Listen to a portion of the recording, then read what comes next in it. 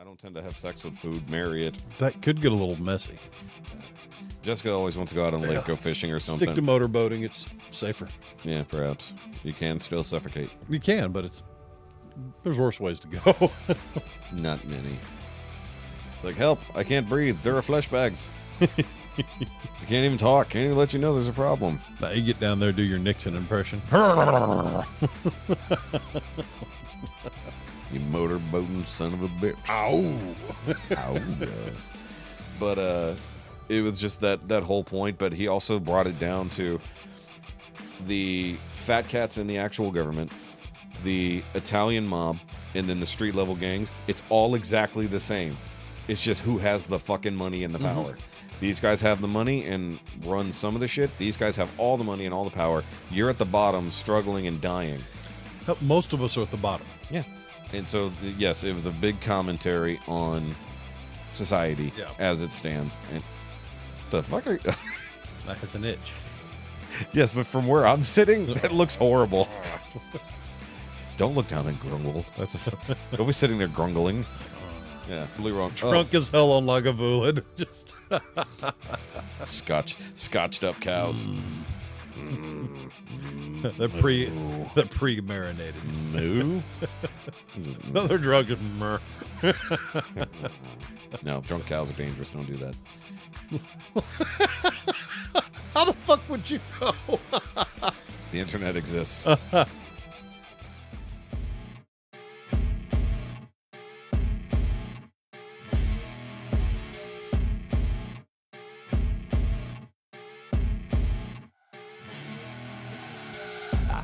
Rolling up over black Cadillac, high heel boots and a sexy body full of tats. Just the go, the no sleep. Yeah, my Sunday was fucking rough. I did want to say just right off the bat, as we're gonna get started here, happy birthday to Seth Megaseth. Hey, our buddy Seth, owner and operator of Copperhead Brewery. Happy birthday, Seth. It is his somethingth birthday. Last week when we recorded this. No, this comes out this week. Oh, it does? Yeah, we're not ahead anymore. Oh shit! We have to double up at some point soon. That means we actually have to be on time. Yes. So damn. So it's his birthday currently as we're filming here on Monday.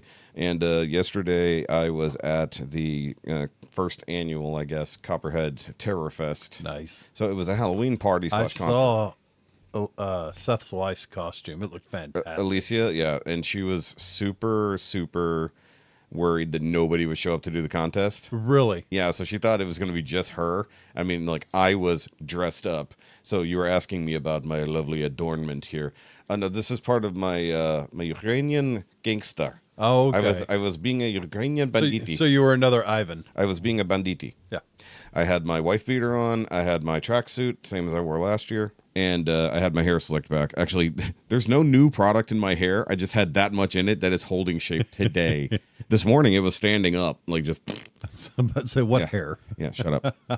Well, yeah, when I have the headphones on, it's even worse. But the headphones are there to cover the bald spot. So if I switch over to the new repositioned fat cam up there, right there, if I do that, you can barely see the bald spot. It's all about strategy. It's all about the strategy, my friend. So Terrorfest was fun, except that I thought the festivities were going to kick off significantly earlier than they did. So I showed up 5 minutes after open. Oh, dear. Nobody was there. You never show up on time for a party like that. You know that. I thought that they would be doing the music part earlier than that. Nerd. No, because it's like there was no posted times of when anything. I'm on time. Let's party. Well look, I went to church. I came home, ate some lunch because I wasn't sure what the food situation was going to be. And good thing I did because the food truck they had canceled on them, even though they reserved it weeks ago. So they had to like grab a barbecue trailer last second. I didn't actually eat any of that food. It was fine though. But it was a lot of fun. Hung out with Will, our good buddy Will, who is still alive, although apparently he was having several weeks of extreme depression. They wouldn't know it by us. Yeah, and so man. the first thing I said when he walked in, his lovely wife walks in first, and then he walks in right behind her, and I'm like, Will, hey, are you going to be on the podcast 2 weeks ago? I yelled. I was talking to Marcus, who was there already. And then I yelled this across the brewery so that everyone heard. So yeah, What did he do? Head just drop a little? little bit. But no, it was a good time. I didn't post all the pictures, but Will was dressed up in his Scottish attire for Renfest. He's got his bowler hat, his lace-up shirt and his kilt. And then his wife was just dressed as like a goth bride. A surprisingly good look on her. He was William the Vast. William the Vast, yes. As we named him. Or William the Tall, I think is actually what we called him. But it was a good time. Marcus was a serial killer. Okay. He had small boxes of cereal strapped to his shirt and knives going into all of them. Oh, so he went funny with it. Yes, but here's the thing. I said, you're not a serial killer, you're a serial victim. Because you're the one who's been stabbed, not the other way around. So I told him, it's like, hey, man, look, because apparently trivia night this week, they're doing a Halloween theme. Okay. Because it is Halloween. So I'm going to go dressed up again in my very sweaty tracksuit. And then I immediately regret this decision. As it was 90 degrees yesterday, and that barbecue trailer out back was pumping the heat. You smelled like pot roast by the end of the night. I didn't stay outside. Oh gosh, I went outside for a maximum of 30 minutes, and that was later when we did the actual costume contest. Oh, so you did our normal get there early, grab a spot, post up, and don't move. Yeah, pretty much. Yeah, it wasn't until Marcus and the whole group of our trivia rivals showed up, and they set up at their normal spot, and of course I didn't recognize half of them because they're all in makeup and costume and stuff like that. Include one, her name was Angelique. She came as a walking pun. Damn. So I think it was an ex-boyfriend of hers got drunk and said, instead of first round draft pick, he said first drowned raft pick. Nice. So she came in a sweater that said that. She painted herself up all bruised and bloody and dead, and had like foliage and stuff like that. And she brought a raft with her, so from her rafting accident. So that was her entire costume. Okay. And then her son, which I didn't know was her son, came as a fucked up nurse. Like he was like, he had his hands bloody red, and then a mask that had blood all on it, and he got a hatchet and all this other stuff. Well, technically, I guess he could have been a doctor, but I learned a lot of interesting facts about some people yesterday. What, how fucked up they are? Very. Yeah. And I mean, it was a lot of fun. The costume contest, I participated, even though I was like the most small effort. But I had just bought some snacks from our other good friends who showed up after the Texans game. So I had a baggie, like a plastic bag, and so I was a Ukrainian gangster. So I put on the accent and went up there, and the guy's like, okay, what's your name? Who are you? Or what are you supposed to be? So I was like, I am SHOKY. I am a Ukrainian gangster before the war. It's like, you like my tracksuit? It's good, yes. And then I hold out the bag. It's like, hold on, I have snacks. And so I do the Slav squat. I open the bag and I'm like, see, I got snacks right here. It's like, I paid $5 for you, $6. Yeah. It's like, it was like, you Americans, you like to support the Ukrainians, yes? Everybody's fucking laugh. Yeah. I went second to last. There's no way I was going to beat Angelique. She won. But like everyone was laughing their ass off because I was the only one who did a character, not just a costume. And so I proceeded to continue that character for another couple hours after the fact. But I also borrowed a cigarette from somebody, so I had a cigarette hanging out of my mouth. So it was dead horse pace by the end of the night. It was you were beating that horse so much. Well, the funny part is that because I was embodying the character, I was allowed to say horrific things that a normal person wouldn't say, but a Ukrainian visiting America would have no problem saying. You became little hobo, but Ukrainian. Yes. It was awesome. And then eventually I got tired of the Ukrainian accent because somebody said that I looked more like a Guido instead. So I picked up a New York Italian accent instead, and I did that the rest of the night, and that was hilarious. And that's one reason why my voice is a bit rough today. Because I put a lot of grit into it. But as soon as the cigarette got broken, I lost my powers. Oh, damn. Yeah. So fucking Marcus broke my cigarette. Tired, sitting down. Yeah. I'm sitting down a lot, but because my leg has been killing me. Because apparently I developed some plantar fasciitis last week. That can be debilitating. Yeah. I've had it so bad I had to use a cane to get around the house. It's been pretty bad now to the point that I've been compensating so much my whole left leg is hurting. But like my foot feels okay today because I got new insoles for my shitty shoes. New shitty shoe insole. My shitty shoes. No, the insoles are good, but the shoes are shitty. Yeah, new insoles for shitty shoes. There you go. Try saying that 3 times fast. No. Insoles for shitty shoes. You want new insoles? I got new insoles. But yes, that's why I'm wearing the gold chain. And yes, I did buy this last year for the contest. And believe it or not, this part was a necklace. As it sticks to my neck, turn it around. No, you had to get a bracelet as an extension. The bracelet is the extension because neither thing would actually fit. I couldn't get it around my neck. It was a choker. It was a gold choker. I am Ukrainian hooker. I mean, yes. You whore. You whore. Accuse me and accuse me. Use me and accuse me. All right, so I do have a Shaun question here, so we'll get to that here in a second. But guys, look, we're both very tired, but we are back here for the Now You Made It Awkward podcast, episode 116. I think, yes, that's how math works. I am Shoky. You can follow me at all the Shoky-related links down below, including Shoky Reviews, Shoky Reviews 2, and the It Doesn't Have to Make Sense streaming channel. And, of course, by all means, subscribe to this channel, whether it's here or over on the Rumble. And if you're a real person and not a bot trying to get me to pay you to blow up my channel, you know, much like a Ukrainian village, stop.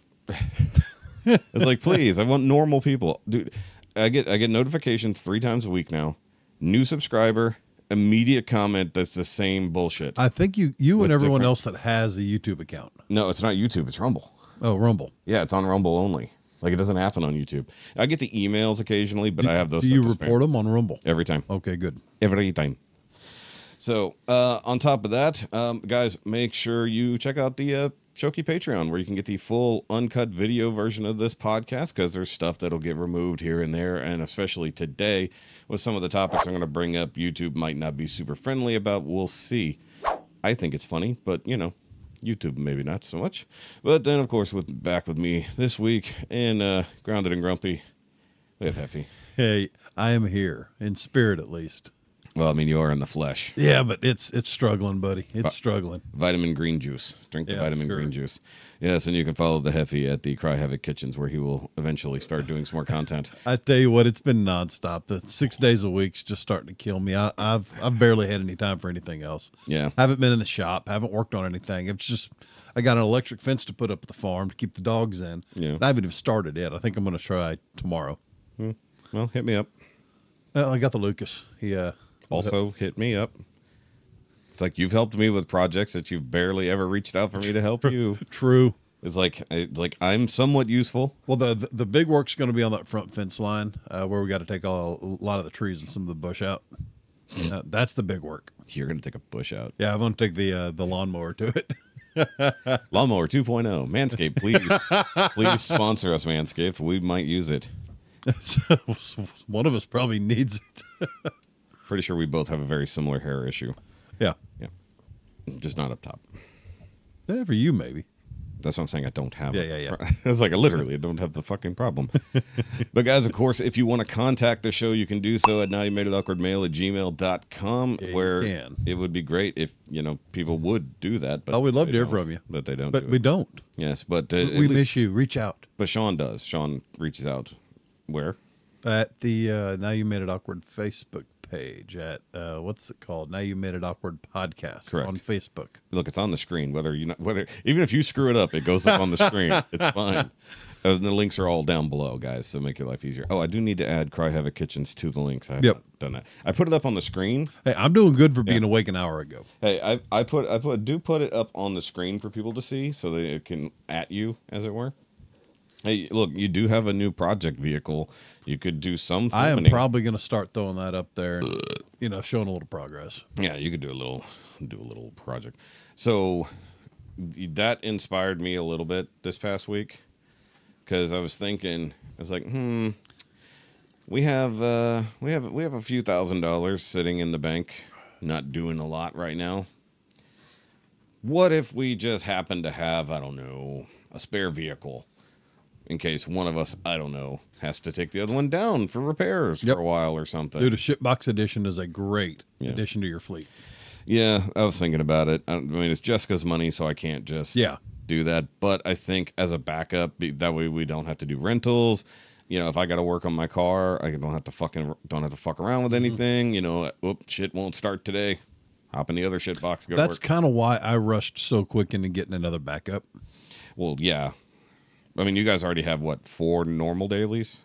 My father-in-law's 2 vehicles and mine, so that's 4. I said 4. And then once I get the wagon back, it'll be 5. Yeah. So I'll have 2 vehicles to myself. What happened with the dually?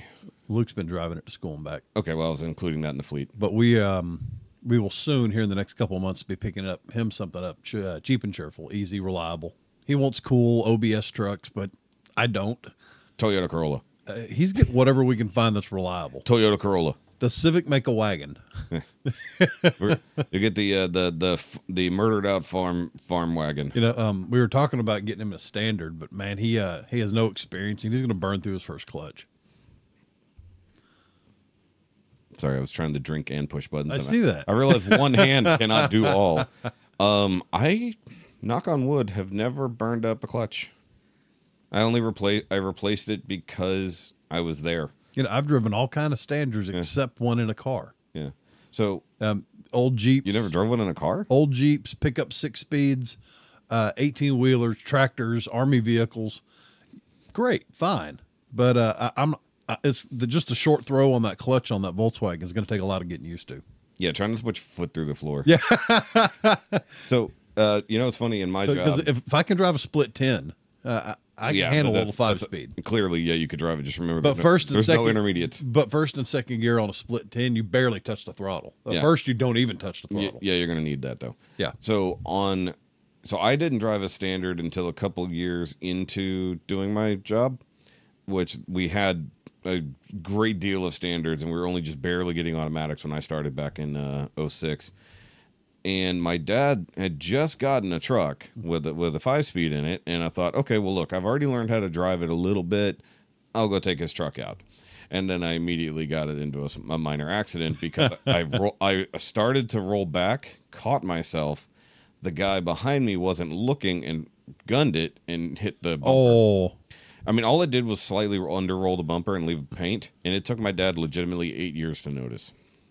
And he thought it had just happened, and I told him it was the first day we bought that truck is when that happened. Oh, wow. Yeah, and he's like, what? Like, you didn't say anything? I was like, you didn't notice for 8 years. Why would I have said something? Statute of limitations are up. I'm in the clear. Correct. So the other thing was, you know, obviously driving big, heavy work trucks, significantly tougher clutch, generally speaking, especially in these super old vehicles we had, which were 4 speeds. Yeah. Not 5s, not 6s, a 4-speed. And I had never been trained to drive a 4-speed. I was trying to drive it like a 5-speed. Mm-hmm. I thought reverse was where first was. So that was complicated. I was like, why can't I move? Well, the old 75 CJ that my dad bought when I was 6, it was backwards. Reverse is where everyone else's first gear is. Oh, yeah, dogleg first. So if you don't know it, people jump in, hey, can I try it? Yeah, sure, go ahead. And backwards they go. Immediately put it in reverse. But the other thing for me was I drive that shitty truck, all day, regardless of which one, and I'd get in my car, which had a stiff clutch because it was brand new, and I'd shove it straight to the floor because I've been driving a huge truck all day. And it was just like, whomp. I was like, okay, I got to remember where. And the other thing is like the difference between a hydraulic clutch and a mechanical clutch is the feel is completely different. Exactly. I've only had mechanical clutches. Nope, correction. The Miata had a manual clutch, or the hydraulic clutch. So, hey, go, there it goes. It's like I push the button, it does nothing. So, it used to be, and I had to tell Pig's wife when I trained her how to drive my car for her driving test.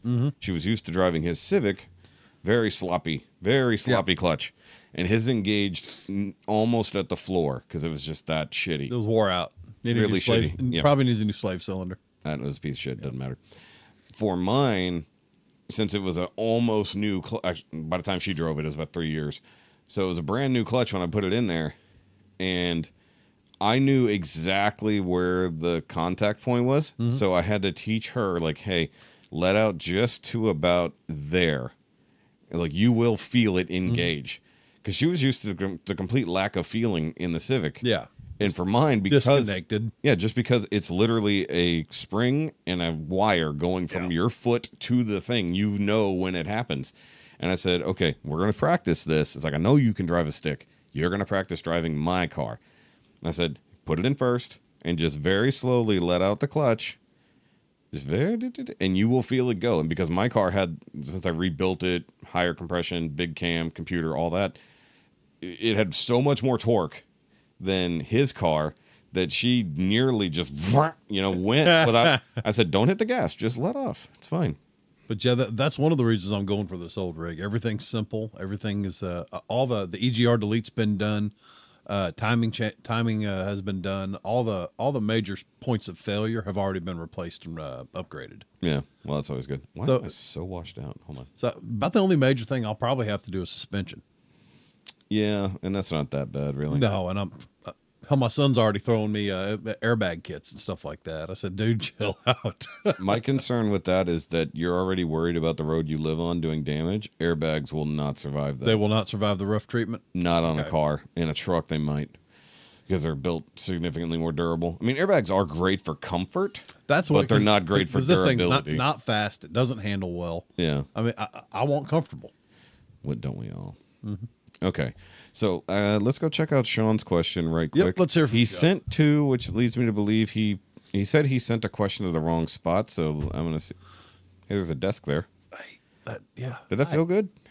Actually, kind of nice. Don't do it again. No, I won't.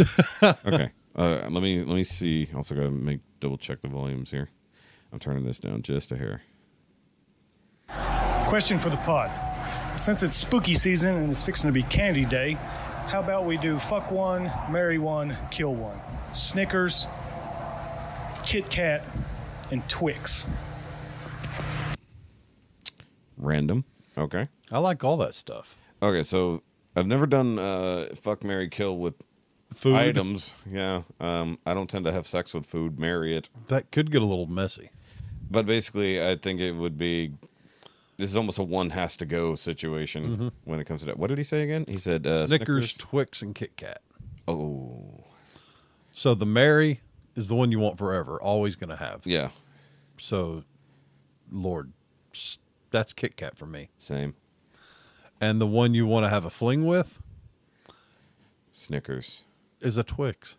I'm going Snickers. I love Twix. And I'd kill off the Snickers because I never reach for them. I'm the other way around. I see. I used to like Twix a lot. Yeah. But I think I would much on a grander scale of I'm gonna treat myself, occasionally, dip, soak in it a little, as it were. It'd be Snickers over Twix because I've definitely in recent years I've eaten significantly more Snickers than Twix. Well, see, Twix to me, they just take longer to get through, and there's more time to enjoy it. Because there's two? Exactly. Well, see, that's why Kit Kat is fantastic because you have four. Fuck that shit. Bite it right from the side. Just, No, I break them. I break them up. I believe in separation of church and state. But I'm like, so I'll buy the king size, so it's 8 of them. Yep. And so I do the initial break, so I get 4 and 4. So that way I pretend like I'm being good for the first half. And then I know I'm being naughty for the second half. And I dive right in like a savage. But for me, the mint dark chocolate Kit Kats are superior to all others. And they don't have them out right now. Really? Yeah. Have you tried some of the odd ones from I have. Japan? Well, since a lot more of them are coming over here now, I've tried a bunch of them. And some of the lighter white chocolate flavors I do not like. There was a mochi flavor they had that was really good. Mochi? Whatever. Not moochie. That's a different thing I entirely. speak English and bad English. Bear with me. Yeah, so we're talking Japanese. That wasn't on that Keep list. talking while I adjust my camera slightly. There we So go. mochi, yeah, the mochi Yes. ones are real good. Mochi's a weird thing because, like, mochi, But you add it to chocolate, it becomes something kind of really nice. it's a weird.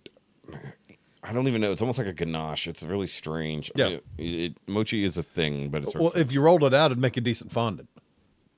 that's why I said it's basically Yeah. like a ganache. Okay, let me see what this other question is. Me, if this has to come out, remember to remove it. Double question for the pod. Seeing as how it is spooky season, what's you guys' first movie you watched that actually freaked you out? Like scared you to the bone? If there was one. Mine was the original Exorcist. I watched that at home late at night.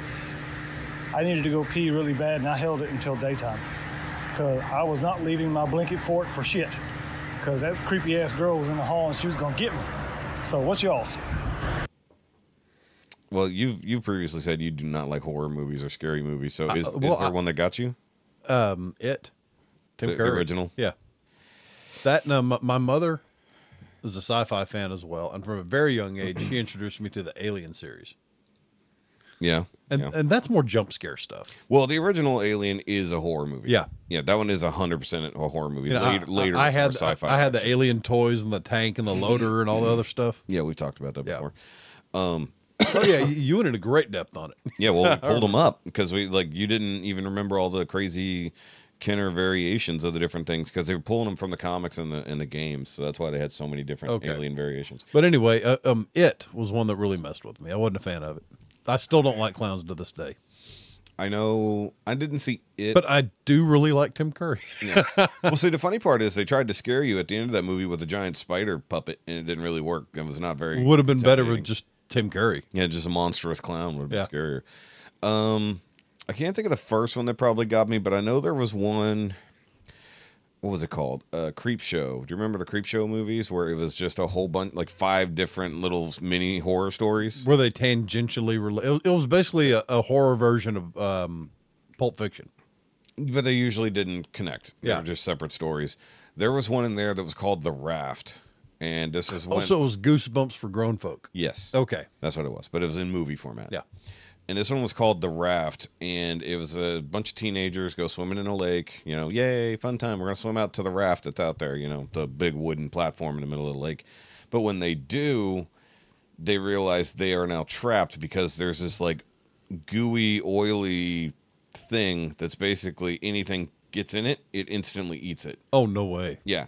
And they're in Galveston, flesh-eating bacteria, you know? No, this was like a living oil slick, so this was probably supposed to remind people that oil is bad and kills the animals.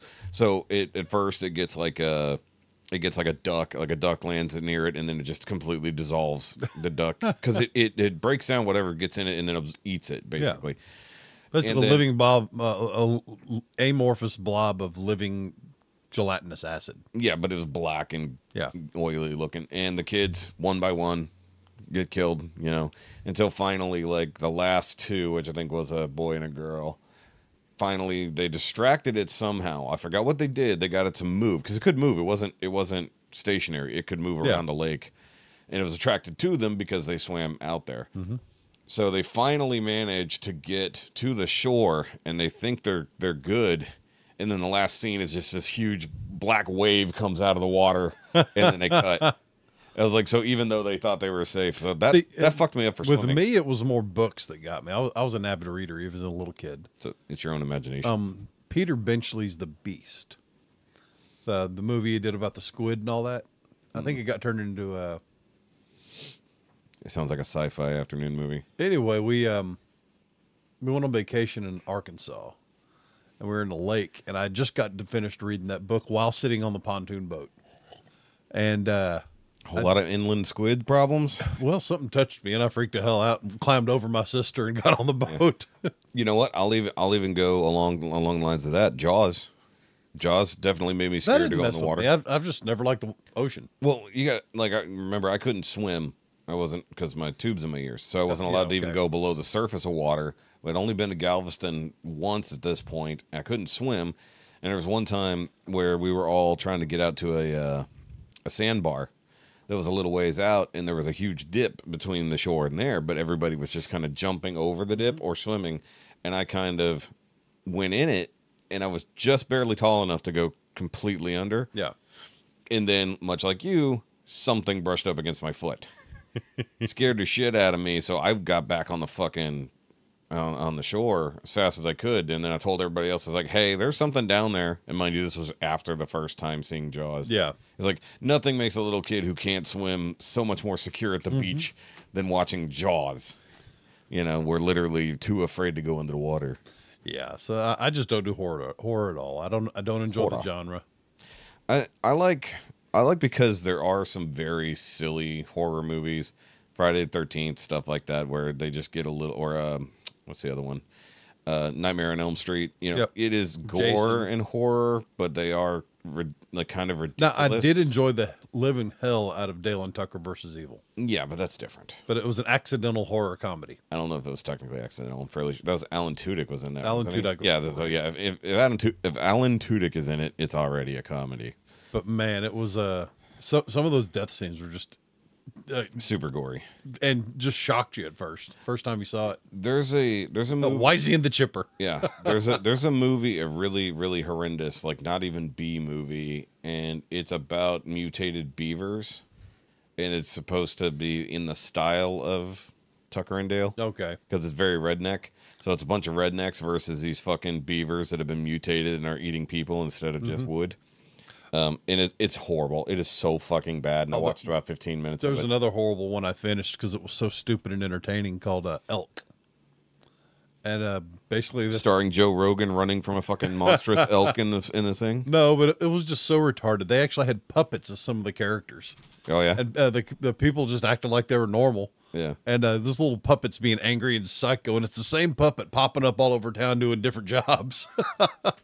So It's so stupid. So you mean it's a really bad fake version of a character that's in it. It's not a purposeful puppet. It's a puppet that's there for the visual effect. kinda. So I'm saying it's not the puppet is not a character. But he's like the waiter, and he works at the laundromat. And he's the oh, corner. okay. So that's what I was trying to. That's what I was trying to. And he's clear up. angry in French. French are always angry. But something about some Native American spirit embodying Always. an elk and just murdering people all over town. Murder elk. I mean, it was like a elk minotaur, you know. Elkator. And they had to soak it in something with an elk horn and stab it. And Oh, it's a supernatural episode. Almost. Yeah. Yeah. That's not cool. At least they came up with a way to kill it. I mean, there's one called. hell, I finally The saw Ritual. Cocaine Bear. Really? Oh, that was great. No, that's not a horror movie. No, but it was That's a fun. gore movie. So a movie that came out not that long ago is called The Ritual, and it very similar to something like that, but it's this group of guys that they go on these long hikes yearly as a memorial to a thing that happened, and then they're in Europe, in nondescript Europe country, and they wander into the woods, and then creepy shit starts happening, and then they say, okay, fuck it, we need to get out of here. So they start walking, and no matter how much they walk, they can't get out of the fucking woods. Turns out it's a version of Norse mythology, and I'm trying to remember what god it was. It was like one of Loki's children. I just forget what it was technically supposed to be. But it was like the body, a massive body like an elk, but then it had on the end of the neck was an upside down human. The legs actually went up and bent like the antlers of an elk, and it had a human face buried within the skull of another animal, and it was surrounded by all kinds of creepy shit. But there was a community that had lived in that forest for like 200 plus years, and they had to do a ritual sacrifice yearly to stay alive. They are basically immortal. And so basically you run into these guys, and it's also a psychological thing because one of the guys just keeps fucking having like these acid trip situations where he remembers the traumatic experience from a few years ago. And effectively what happens is... I'm sorry, it was moose. Oh, well, that's moose and squirrel. So that's fucking weird. But either way, so basically once he works through his psychological trauma, he is technically allowed to get out. It's just whether or not he can at that point. It's a good movie. It's pretty fucking gruesome, but also like they burn dudes at the stake. Yeah. Sometimes they strap them up into the trees so the thing can kill them. All kinds of shit. So, I mean, it was a cool movie, but it is a horror movie in and of itself. But it also comes down to, hey, what will humans fucking do, if given the chance. Right. To, but also they're serving this god. But, speaking of Joe Rogan, as I did, I don't think he's killed any moose. But he did have Trump on Friday. Really? How'd that go? It went well. It was a 3-hour podcast. Oh, wow. It was ridiculous, and it wasn't supposed to technically go live when it did. There was a little bit of a fuck up, but it went live Friday night at 9 p.m. They had basically had enough time to edit it in the afternoon and get it out. And it was supposed to drop between Spotify and YouTube at the same time, but there was a glitch. So it didn't go live on Spotify and it went live on YouTube. People thought it was like this huge conspiracy because a few minutes later it was unlisted on YouTube. Yeah. You could still get it if you saw the link and everybody was fucking sharing it, but you could no longer just see it, you know? You couldn't search it and find it. You couldn't search it and find it because it was unlisted. They fixed it eventually once they finally got the Spotify end of it fixed. I'm going to have to watch that tonight at work. It's good. It is really good because he does address a lot of things that need to be addressed. Now, the only problem with having Trump have a very long form conversation is that there's a lot of meandering, like talking with any old dude who's got lots of stories. And Joe does ask him just kind of some open questions and then some very pointed questions. But the fun part is like when they really get to talking about like fighting and sports and stuff like that. That's an edible. It's the greatest edible I've ever had in my life. Really, honestly, didn't get into the drug use and stuff. Okay. And Joe kind of dressed up. And he looked kind of. Oh, yeah. And it's not like they haven't met before. They've met at UFC events and shit, so that's not a problem.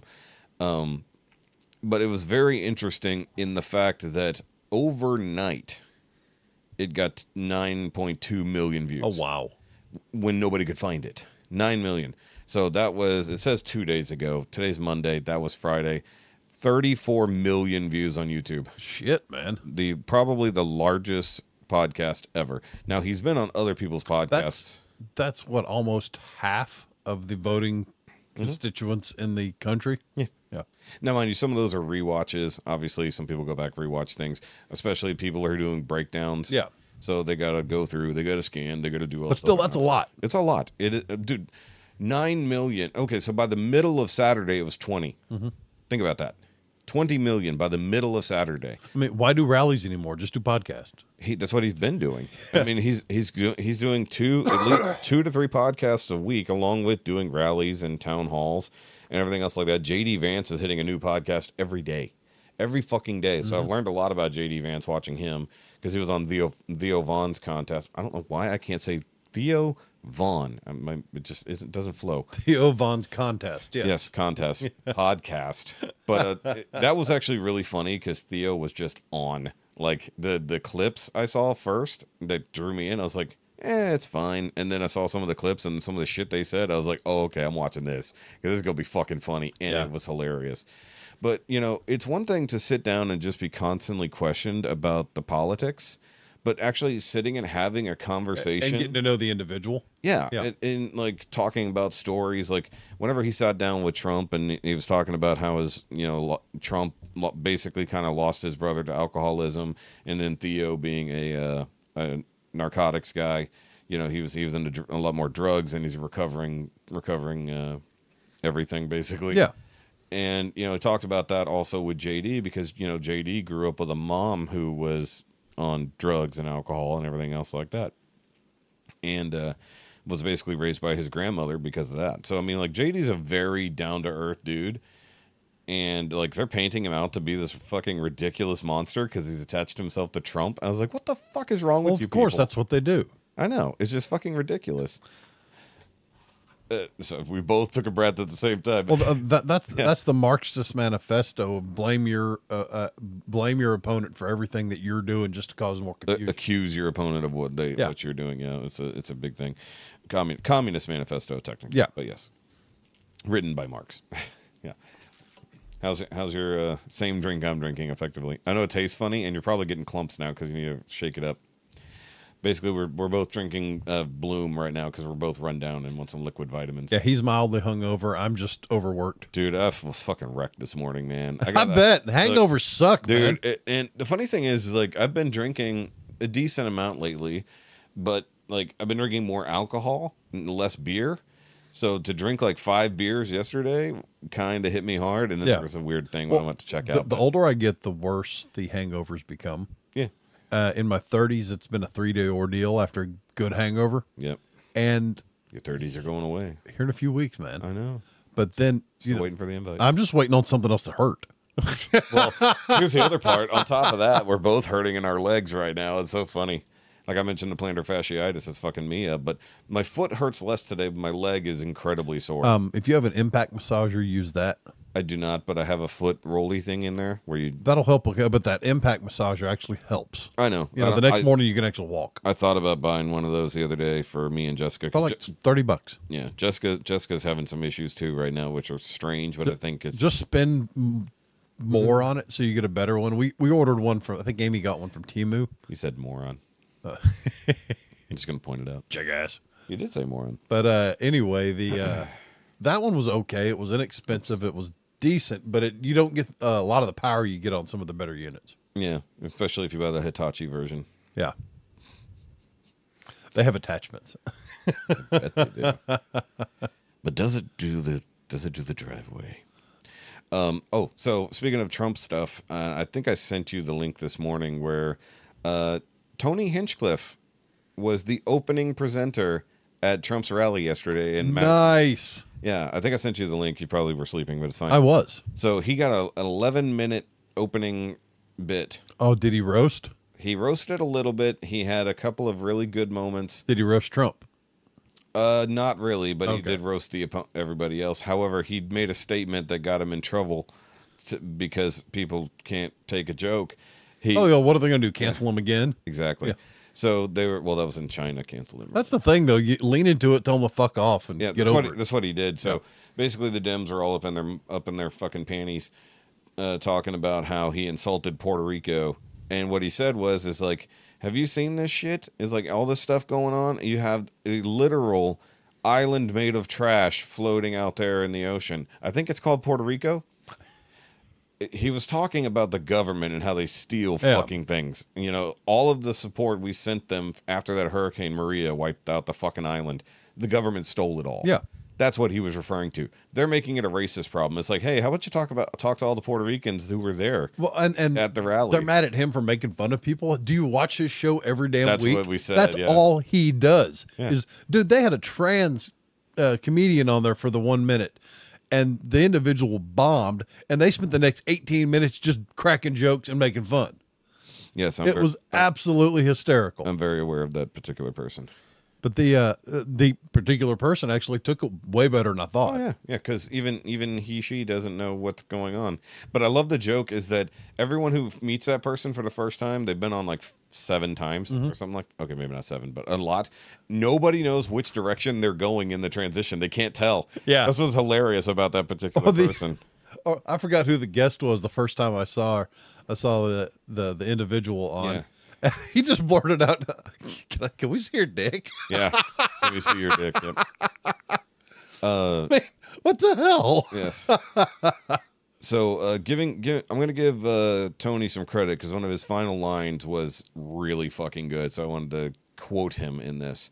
And it says that Trump survived an assassination attempt and Biden got COVID. We vote next week. God voted 3 months ago. Right. That was fucking phenomenal. Everybody's fucking cheering. I bet. Everyone's on their feet. He had to open this, by the way. Mind you, this was not a night thing. This was an all-day Trump rally at the Madison Square Garden. He's doing this at 11 o'clock in the morning. Well, he's used to Madison Square Garden. Yeah, but he's used to late-night crowds who've been drinking. It's like, so it's a fresh morning crowd, and he's like, hey. They're heavily caffeinated. Yeah. So when he did the Puerto Rico joke, which was real early, he's like, cut me some slack, guys. I don't normally follow the national anthem. But whenever Denise, what are you talking about? He does every time he does an arena. Someone sings the national anthem and he comes up afterwards. It's either the national anthem or America the Beautiful. I forget which one. But he did make a joke. He said a lot of you guys I can tell are just here to see Lee Greenwood later.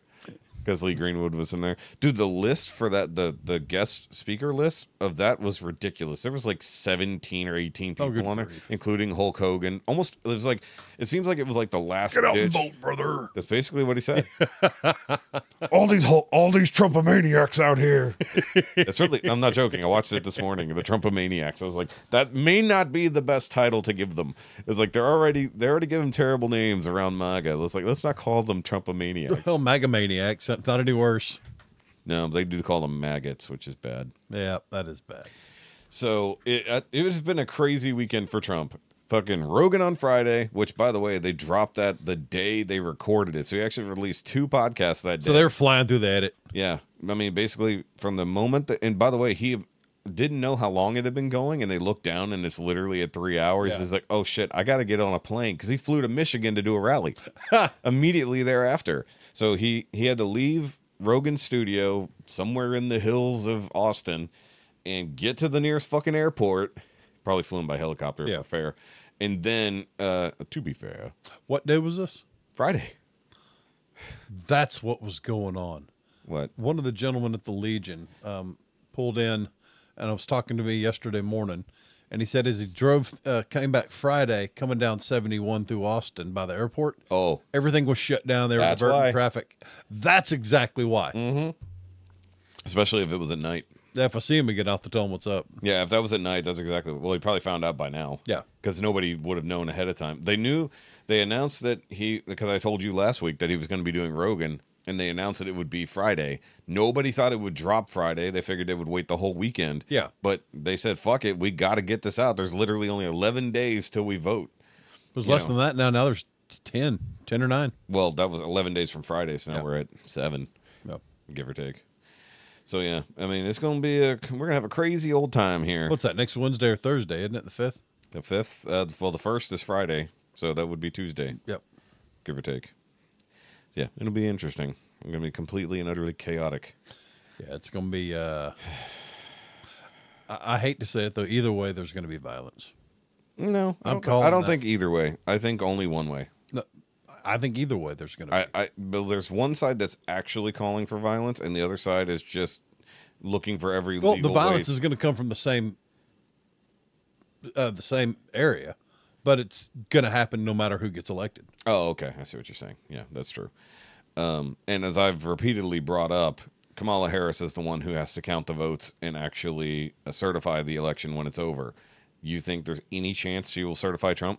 Yeah, right. It'll never happen. She is like, if it's, I mean, I don't know. There's got to be a way to. I don't. Yeah, that's a massive conflict of interest. It has to be. I mean, there has to be some precedent where a current sitting vice president is running for office, but there must be a way to recuse yourself from the count because that's ridiculous. Well, you have to be. Yeah, it's like so that has to be. If she doesn't recuse herself or there's not an impartial count, that's jacked up to begin with. It can't be impartial when it's you on the ballot. You know that literally can't be impartial. I don't know the legality about that. I'm asking a question. I'm not making a statement. You know, but they already said that, you know, like Raskin has already said, we will use the 14th Amendment, Section 3, to make sure that he cannot win even if he wins.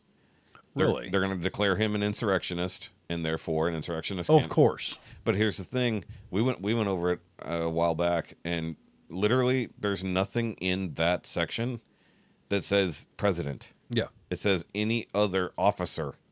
President is not an officer of the government. They're talking about senators. They're talking about anybody else along the way. If they were ever convicted of insurrection, they could not hold office. Mm-hmm. Says nothing about the presidency at all. And that only came up because it was right after the Civil War. They didn't want people to be able to go from a fucking, you know, state, a warring state, to come in and completely change the government. Of course. So they had to make sure, like, look, you waged insurrection. It's like he was accused of insurrection, but he was not convicted of insurrection. Mm-hmm. So you cannot use that against him legally in any way, shape, or form, but they're going to force it. Yeah, they're going to force it with no proof, no nothing. Just guilty before proven innocent. We don't have to have proof. We only have to have accusation. Yeah, of course. Like people who keep calling him a rapist. I was like, you mean from a case that has never been proven to have actually happened by an unreliable victim? Oh, of course they're going to call him everything they can. They're just going to drag his name through the mud nonstop. They've been doing it for, since 2016? Almost 10 years. Yeah. 2015 when he announced he was running. So he has been fighting this fucking uphill battle against people on his side and by the opposite himself, side. Effectively. Nonstop every day. Yeah. And they're like, well, he's a convicted felon. I was like, yeah, but his appeals case is looking pretty fucking good right now. Even though nobody's talking about what's going on with the appeals case. Because the 5 judges put in to overlook it, because for an appeals thing, the lawyers just go in there with 5 judges who are adjudicating the appeal. And the first couple days was literally just the other lawyers saying, hey, blah, blah, blah, blah, Trump's evil. And they're like, wait, hold on. You got to go through all case law and prove to us, has this ever been done this way before? No. Okay. Has anyone ever been tried for this before? No. Well, that's the thing. People get, the court of public opinion is all that they want to matter anymore. I know, but and they're trying him without any evidence, without any proof, without any precedents. Well, no, they also change laws to try him for crimes that have never been proven to have happened. Yeah, that's the rape case. They made a new law in New York so they could try him for a rape that there was no evidence of. That's what's fucked up about that. Mm-hmm. Like convicted rapist. I was like, there was literally no evidence. What does Hannity call it? It's Trump derangement syndrome. It's Trump derangement syndrome, 100%. Now, do we have a little bit of that on the opposite side? Is like, I think we're mostly big government derangement syndrome. We just want to be left the fuck alone. Yeah, we want the country to make sense again. We want lower taxes. We want smaller government, and we want to be left alone. Oh, so one of the things that Trump talked about, part of his new plan, get rid of income tax and offset it with tariffs. And property taxes. We need to get rid of property. Get rid of property. Well, the thing is, even if the property taxes stay the same, if your income tax drops to nothing. So basically, the whole idea was this government used to actually run and pay itself from nothing but tariffs. Yep. In the 1800s. Post World War II, we shifted when we created like all the new banking system, all the fucking new insane nonsense that basically got us into this fucking problem in the first place. Is that's when we switched to taxing our own people to get by instead of taxing other countries to pay us. Well, hell, if they start running off tariffs, that will be incentivize American companies to start producing more shipping. That's the whole point. Yep. The whole point. Make more shit here, sell it to the world. Yep. So we're selling product, and then we're tariffing the fuck out of the countries who are basically putting us out of business. It's like, so if you want to sell your shit here, pay us. Yep. It's like, look, you wanna move your car manufacturing to Mexico? Cool. We're gonna charge you 300% tariff on any vehicle you try to sell in the U.S. Mm-hmm. And they're like, but why? It's like, because you need to make your shit here. Mm-hmm. We have everything we need. There's no reason to do that'll this. open the door for a lot of the auto market if the EPA get out of the way. Well, that's the blood. Well, that's the other thing. He wants to drop regulations, just like he did the first time. How great would it able to be get any of the Holden, big V8s over here? Well, have them built here. Yeah, not shipped here. Because if we could just start building stuff instead of like JD Vance brought up, is like, you guys talk about the Green New Deal, except everything you bring in has to be shipped across the fucking world in a ship that runs off of fucking coal or oil or diesel. I mean, hell, I'd love to have a locally made Ute, 540 horsepower Ute. Shit, you go to Mexico, we'll go buy one. Yeah, right. They sell all the good shit in Mexico, apparently. Can you get it over here though? You could try. Well, they changed a lot of the import stuff, so yeah. You can get a lot more stuff now than we used to. What's good, we are allowed to import vehicles that we used to not be. Mm-hmm. But it also, couldn't we get small, fuel-efficient, cheap fucking vehicles from Europe again? Or hell, the tiny Toyota truck? My wife, that one. My wife found a Isuzu D-Max, little pickup, similar to the Ranger and the Colorados. Well, it's a Suzu, so it'd be a GM truck of some sort. Their diesel model gets like 35 miles a gallon and tows a ton. That's kind of shitty for a diesel, but yeah. Well, it's same size as that new Ford Ranger, the big bulky one. Yeah, but I'm saying like for a diesel engine, 35 is bullshit. But it has a greater towing capacity than a half-ton truck. I just want a small truck again, like a little hard body. I want something Datsun. Yeah, something, because like the hell, the Isuzu, what they call them, the little Ombre. Yes, those are great. It was just before it was eventually became just an S10 rebadge. Yeah, when it was still an Isuzu proper. My mechanics had different. 2 or 3 Datsun little SD diesels, a little 5-speed. Yeah, and they were always the parts truck. If we were working on some, take the Datsun. Yeah, 0 and 60 maybe. Yeah, someday. But it got like 55 miles a gallon. It was ridiculous. If you had the, I think it was a KA24 were in those, the little straight little, well, in the gas ones, not the diesels. They were, because I had to help my buddy rebuild his, Chris. You've probably met him around town. There was a diaphragm in the engine that we had to get made out of leather that we had to special order from Europe. What now? And he says, yeah, I'm buying all they have. Diaphragm in the engine made of leather. That's crazy. That reminds me of when Freiberger used leather as, what was it, oil rings or something? What did he use it as in that old Jeep that they put back together? Oh, the Willys? Yeah. They put leather in the engine for something. He probably used it as a gasket underneath the. I think it was actually meant to be a bearing. Really? I think they did it as is either a bearing or something else. It was a moving part. That was What, he used the bearing, used the leather as a race?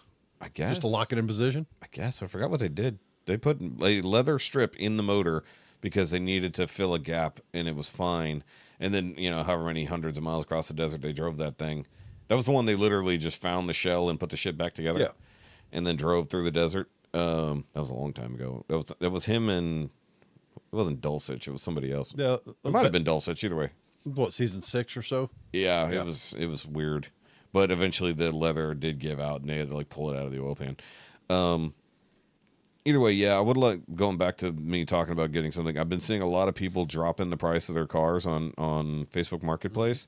Like we're getting back to the reasonable dollar amounts almost.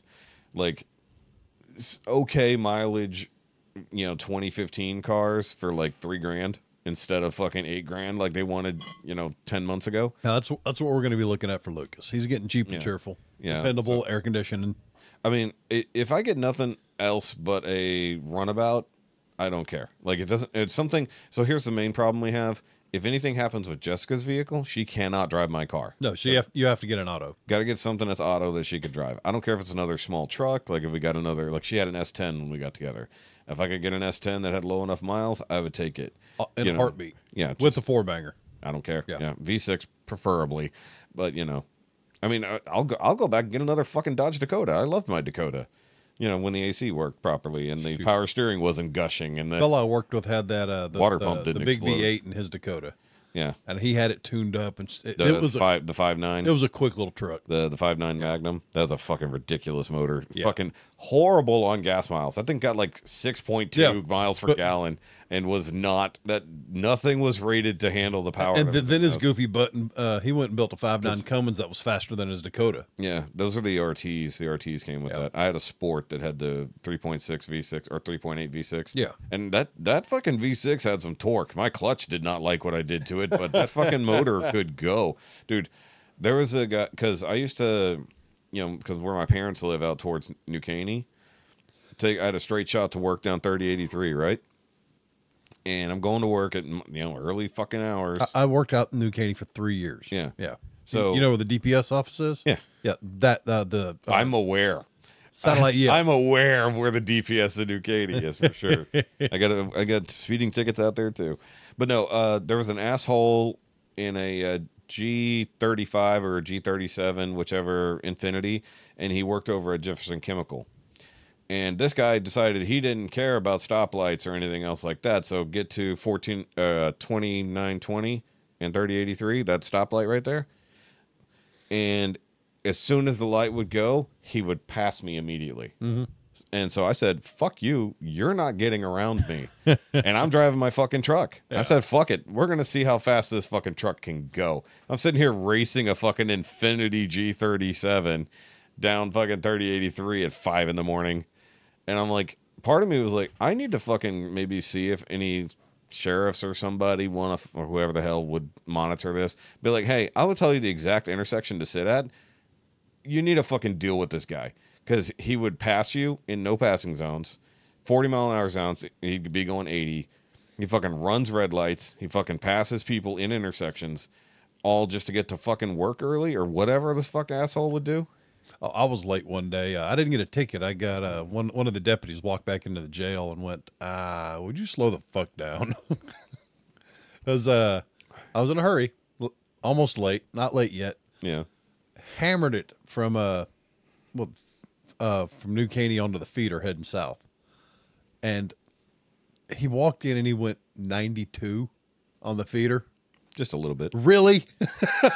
Oh, yeah. And from 1485 to DPS is like not even 2 miles. Yeah. Like right there by Bull Salas. Yeah, I was going, bah! Yeah, I was hammering it. Was that the old office that was right there by Bull Salas? By the library? I think so. Yeah, by Bull Salas Park. Now, dude, that area, I don't know. Yeah. Have you been out there recently? No, it's blown up. It's totally different now. Like that whole area, because we took my dad out for lunch for his birthday, and I had not been over there in a couple years. Yeah, it's grown and grown. It is and grown. absurd, dude. I mean, Kingwood's coming north, and everything else is going south. Kingwood is spread out in all directions, but that's still technically New Katy Porter. Yeah. 13, 14 in that area was already exploding when I was working over there. Because, I've worked fucking everywhere in the county.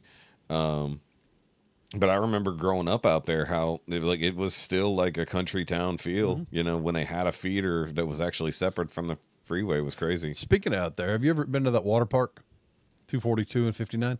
No, I've driven past it a million times. I'm just worried about it being overrun with all the wonderful denizens that live in the area. Well, I mean, yeah. Duh. Well, I bet it's been more of a run since they closed down the Lake Conroe parks. Really? Yeah. I would think so. They're closed? They had never opened this year. Really? The Lake Conroe parks on 105 that they used to just everybody would flood out there for whatever reason. They closed them all summer. They were not letting people in. That's crazy. I don't know if it had to do with the lake or right out there by Wolfie's. Yeah. Yeah. It was closed all summer. Normally there'd be people out there all day long. I don't know what happened. I don't know if it was restrictions or if somebody got hurt. Flesh-eating bacteria. Maybe. It's Lake Conroe. Who knows?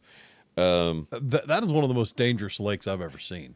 Have I actually been? Well, I've never been on the lake. Because think about it. Because they put so many bulkheads up. There's no shore for the energy of waves to ease up and dissipate. Yeah, there's it more slaps on the bulkheads. Yeah, and it makes for choppy water. The the marinas are very choppy, but out in the north end where it is all natural above shores, the bridge, yeah, it's all a little bit nicer. People get out there, drive like idiots. They get hammered. I mean, every holiday there's always some accident, major drownings, and yeah. I think there was a boat that one of those party boats sank a couple of years ago, and it was a sheer accident. I don't think anybody did anything stupid. I think it was a boat failure more than anything. Yeah. But I remember it sinking. I think one person died. Dad and I kept a boat out at one of the marinas for a while, and I'd get out on a day off.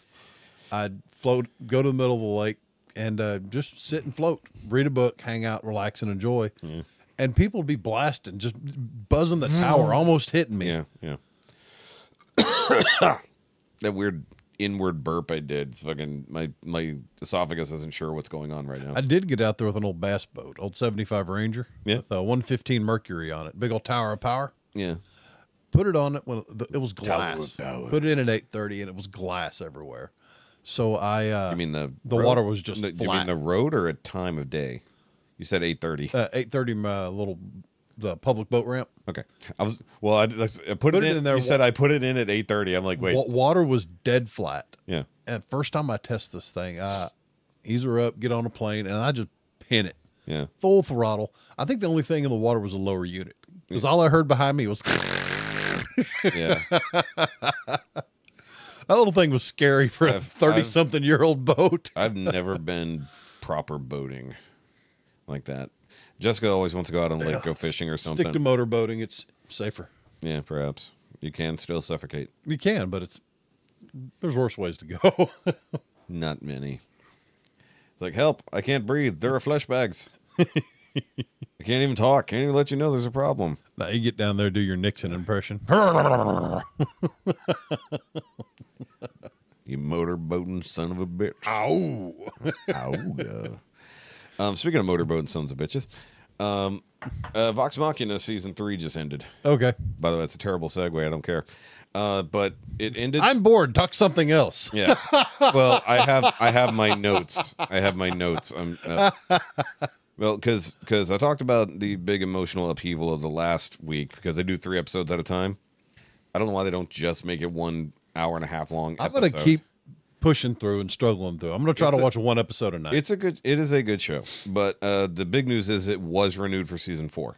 So season 3 did good enough, but I don't know where the actual official story, like the actual narrative, ends. They did end it on a cliffhanger that could have just been, okay, fuck it, or it could have been, cool, we're set up to go on. Because, they did they're the big damn heroes now. Well, basically, almost every season ends with them as the big damn heroes. But then, horrible thing left over. Hey, remember that? Oh, fuck. So, either way, really good. And, dude, some of the final battles in the last 6 episodes, there was, really, really big fucking battles. Animated so damn good. The show is sexy. There's no better way to put it. Is because we get kids' cartoons, quote unquote, that look fucking retarded, even compared to the shit we grew up on. Cool. A cartoon looked like a cartoon. Now it's this weird like everything has to look like Steven Universe, and I can't stand that show. I saw the trailer to that One Punch, that live action One Punch, and it looks so stupid. Well, that's live action conversion of anime, so yeah, that's gonna look stupid no matter what. By the way, I don't know if you noticed. More. I got more hangers because I ran out of hanging room. You have too many hats. I do actually. I thought I bought enough hangers. I did not. I'm short one. You're a man of many hats. I am a man of many hats. That's true. I wear many hats in my life, and I keep them in here. All to cover your bald spot. Cry. Your tears sustain me. I'm too dehydrated to cry. Too hungover. Too hungover to cry. I could just lay here and ache. Poof. Just on the floor. Like a fucking desiccated roach. That's me. I'm desiccated roach. Okay, so yes, renewed for season 4. Should be cool. I think the fun thing about me is not knowing the story that's coming, because obviously it's out there in the world. We can just look at the narrative, but we have no idea how they're going to rearrange it into something with real story structure instead of the meandering of a D&D, campaign. Although there are clips coming out now for certain scenes where they compare where it happened in the D&D game to the actual show. Okay. So you get to see how they made it happen, literally, and then how the show did it, which is pretty neat, But a lot of fun. I definitely enjoy that show. Cannot wait. The funny part is, the same people, once they're done with Vox Machina, they have other stories to tell. So even when Vox Machina is done, as long as it's still good, they can just move on to the next one, which I think is like Mighty 9, I think. So it's a different world, different characters, everything. So we'll see what happens. But what would be interesting is if it's not like a sequel series, if it's just its own other thing, why not just start making that too? Have concurrent running shows from the same fucking people, right? The stories are done, right? They have one currently running, but like the previous 2 are complete. So, why not? One thing I wanted to touch on. Touch it. Well, going back to Shaun's question, he was asking about candy and all this stuff. Halloween. Yes. What's your favorite candy? Period. Reese's Peanut Butter Cups. Without a doubt. Yeah. Because even back in the day, my dad, that was my treat when my dad would pick me up from daycare. So, both my parents were working professionals. So and my mom, oddly enough, would work later hours than my dad anyways, which sounds bad out of context, but, at least when we lived in Houston, it wasn't a big deal. But he would pick me up from daycare, and he'd have the little Reese's Minis in the thing. They had a little gold wrapper and all that. So that was my little treat. He would pick up some of those for me. I'm torn. I'm not a big chocolate fan, but if I do go for chocolate, it's Rolos. Old school. The funny part is, like, as soon as you started talking, my brain said you're going to say Rolos. Really? Yeah, simple, easy, good. Oh, there was there was a Rolos joke yesterday. But I was on some shit yesterday. You were, huh? Dude, literally, like, I can't repeat what I said because I don't know. I was in such a stream of consciousness with my character. The shit I said, I can't recall, but I know there was a moment in Rolos where I was talking about how Rolos sucks compared to other candies. It was like, put the fucking Rolos down. Like. But my weakness is sour candies. The Runts clusters in particular. Runts clusters? You know what a Nerd's rope is? Yeah. Nerds clusters. There you go. I was going to say not Runts clusters. No, those are good. Those are really good. Yes, they are. Because Jessica's addicted to those. Runts bananas. Yes. Yeah.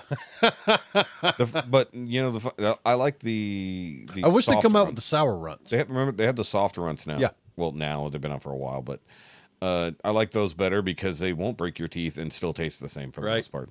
But no, I'm with you on that. There needs to be other banana flavored candies of some sort. Other than Laffy Taffy.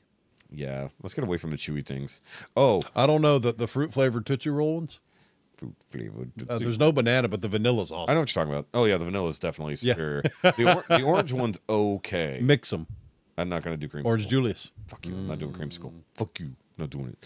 But no, I was actually gonna bring that up back then, but then we just kind of kept talking about horror movies. So sour fat kids. Hey, gotta talk about the candy. Sour. Hold on. You said sour fat kids.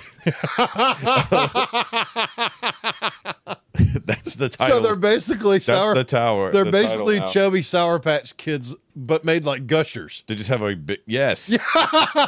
they're gummy gushers with a huge belly. Fat kids, yeah. I mean, you got to think about the fact you're eating some children, but anyway, no, because Jessica will buy the sour candies, and literally, Jessica will suck all the sour stuff off the outside and then chew the rest. And then go, here.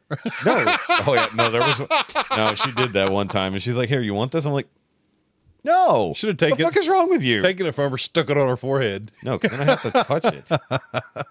It's like, except in very specific circumstances, I'm not a fan of her saliva. Right. Yep. So yeah, sour fat kids. I want to leave it there and let you just squirm. I don't have to squirm. It's fine. Sour fat kids. Sour yes, fat please. kids. Yes. I'll take a case. Yeah. Speaking of an actual sour fat kid, the who was angry? Very angry. It's the penguin. Oh, okay. So the show continues to be fucking awesome. My boy Scott. He absolutely loves. Can we get Scott on here so I can talk to somebody about the penguin? I'll see if he'll join us. We'll have to do it late one night. Whatever. We'll figure it out. We can do a weekend show if we have to. But I don't know. You put him on the spot, he's going to clam up. He might not. I can get people to talk. And my mechanic Chris, he is such an introvert. My favorite thing in the world is to make him uncomfortable. Yeah, you keep trying to do it to me. It's fun. Sometimes it works. But I tell you what I did to him at a restaurant. Yes. Okay. Ordered for him. Yes. Yeah, it was fantastic. You did tell me about that. That was one of the best days of my life. So back to the penguin real quick. The last couple episodes have been a bit more about building the character between Oz and his mom. So his mom has Alzheimer's, Parkinson's, and other stuff that's wrong with her, and so she is an elderly woman, and he has to take care of her. It's been a secret that she's even alive. Mm-hmm. So he's been keeping her off the books, out of town, and then because they needed to be able to control things better, once he started killing a lot of motherfuckers, he had to have his assistant move her. So they moved to the only place that they thought was safe, and it was the extremely damaged parts of Gotham. Yeah. So they're living in a place that has no power, barely has running water, and has been taken over by the fucking shitty gangs of the area just to keep power on something. And like, it's going into wintertime, there's no heat, nothing. They're basically trying to run this fucking shitty apartment by a generator. She's doing really bad, and they have to basically leave her alone all fucking day. Like, she's got her mental meds and basically have to take care of herself and not try to burn everything down or draw attention to herself while they're out trying to run a drug gang. And last episode, she was having a meltdown because she felt like, well, she just lost the last little semblance of stable life that she had to be moved to this shithole. And like, he has to comfort her and try to bring her down a little bit. And there's a scene, it's an awkward scene when you're watching it, because it is a grown-ass man spooning his mom to try to comfort her. And she's got her lamp sitting on the bedpost. Like, she can only take a handful of things with her. So like, she brought a couple records that keep her calm, and like her specific fancy lamp, and like some outfits. Because like, she had this dream of being a mob matron, yeah, basically, and it never happened. And so he's still trying to be this huge mobster, but working for other people. And like, you get this sense that like there was something there in the past, like maybe he doesn't know what his dad did and what his mom may have been involved in, and now her memory's slipping so far, there might not be something there. Because like, we found out his other brothers, he had two brothers, they died young. His dad was never around for some reason, and then mom basically had to have raised them to the best of her ability, and then they had to do everything in secret. He ends up working for the big mob, right? But in this episode, she gets left alone in a house with no central heat, and she decides she wants to take a bath and gets stuck in the bathtub for hours. Oh, damn. And he comes home. Hypothermia set in. She's almost in hypothermia. He has to get her out of the tub. She's like, "Don't look at me. Don't look at me." You know, because she's naked. Yeah. You know, they have a proper, like, respectful relationship. He loves his mom. But sometimes they're a little close. Well, they're close, but it's the whole idea of like, okay, so he looks away while getting her robe and helps her put it on and gets her out of the tub and try to get her dry. And she says like, "Look, I know what's wrong with me, and I know how I can be. If I get to the point that I completely lose my mind, I need you to kill me." Yeah. And he's like, "Mom, I'm not going to do that." And she's like, "You promise me, Oz, you do this shit. I don't want to fucking be if I lose who I am, which he's already more than halfway there. And you said it was Alzheimer's or dementia or what? All of the above. Yeah. But they said, he even brings up, like, look, they diagnosed her with this, and then it became this, and now it's this. And it's like, but nobody's helping her. Yeah. At all. Like, that's tough. And, you know, because clearly he's lived on the edge of poverty his whole life, but working for the gangs, he got rich, but he keeps his rich life here and his mom there. And so he tried to keep her safe and pay her bills and shit, but couldn't. But it'd be just as easy to get someone in to take care of her all day. He did have that. He had a neighbor who would take care of her secretly. Yeah. But once he had to move her to a safe place, shit changed. And now that he's upgraded his literal underground drug war. I made the joke last episode. It's like, hey, they made a Ninja Turtles 2 reference because they find a new home base in underground forgotten subway tunnels. And it's hilarious. It's literally a subway station. It looks just like fucking Turtles 2 when they moved. I was like, and then he literally flips a fucking switch, shit sparks, and all the lights come on across the place. I was like, it's fucking Ninja Turtles 2. I was like, this is great. And so, like, the show starts singing and dancing. Exactly. Well, almost. He's super happy. Go ninja, go. Yes, exactly. Go penguin, go penguin, go. He's doing a little shuffle, but there's That's just how he walks. It is because he's got a fucked up leg. He actually has one of those braces, the old school metal braces. Oh, my magic legs. Yes, basically he has that. That's why he limps, and that's why Mama told me they'd take me anywhere. Exactly. That's really what it comes down to. But the thing in this one, this episode was really good. And dude, fucking Colin Farrell deserves whatever awards he can fucking get from this show. Because like you forget who is under all that makeup and the bodysuit and everything else. Because it's you don't see. I know that name. Colin Farrell. He's been around forever. I know the name. I just can't place the movie. You remember the Daredevil movie? Yeah. The old one? He was Bullseye. Okay, cool. Okay. Yeah, super Irish guy. All right, gotcha. So, like, he completely disappears under the makeup, under the suit, everything else like that. Different voice. You know, he's putting on this New York Italian gangster voice the whole time. I'm Penguin. Which is probably where I actually got the voice from that I was doing last night. It was literally that. But he calls a meeting with all of the lower gangs that he's been selling drugs to. He's been selling drugs in their fucking area. And, like, he's like, look, everybody, we got to come together. All of y'all are fucking coming at me. And so he literally pulls up a truck. He opens up a giant fucking thing. They think he's going to fucking pull out weapons. He starts throwing beers to everybody. He's like, relax, it's just a fucking beer. And he said, look, we're all out here. We're killing each other. I got to sell these fucking drugs. Meanwhile, you've got these fucking big-time Italian motherfuckers over here who've been running shit forever, making themselves rich while we work. They don't even know your fucking name. And they want you fucking dead. And so, like, he does this whole big spiel, and then he even says, you know, not that far away from here, you got these rich-ass city council members who all fucking hate each other, who all fucking want to kill each other too. But they get together, they have dinner, they break bread, because that's how they keep themselves rich. Right. That's how they keep control. But we're down here on the streets fucking stabbing each other, killing each other every day. Why can't we do what they do? And so he gives us this whole speech about taking over fucking Gotham from the bottom up. And oh my God. So I told you before about how he broke the cell phone in the dude's mouth. Mm-hmm. What he did to a motherfucker in this episode, I was like, I can imagine that pain and I don't want to fucking endure it. He takes needle nose pliers and he gives them the proper name for needle nose pliers. Oh, did he grab the septum? Oh my gosh. He's fucking got this dude by the septum and squeezing as hard as he fucking can. That's got to tingle a little. Dude, I was like, I don't know how they did that to that actor. There's no way he physically did it because it would have destroyed his... He's like gushing blood. Prop pliers that had a lockout. Something, but like then they must have added it in the actual, because it's like the camera's here, like it's not far away. They're on the dude's face while he's got the pliers in his fucking nose. And dude, some of these effects artists are fantastic. Even the practical effects are just they look like magic half the time. Exactly. I'm fairly certain they probably cut the actor's nose off and then completely digitally replaced it for the scene. But dude, I was like, okay, every time he needs to make a point, he goes to the fucking nines to make the point. And I was like, it's direct. Yeah, because he said he goes to this guy, so he's a councilman, and he said, "Hey, this fucking area of town, the power has been rediverted away from it. You're gonna turn the power on tonight. I don't care what it takes. You're gonna fucking do it." Because he's got shit on the guy, and then he also hurts him.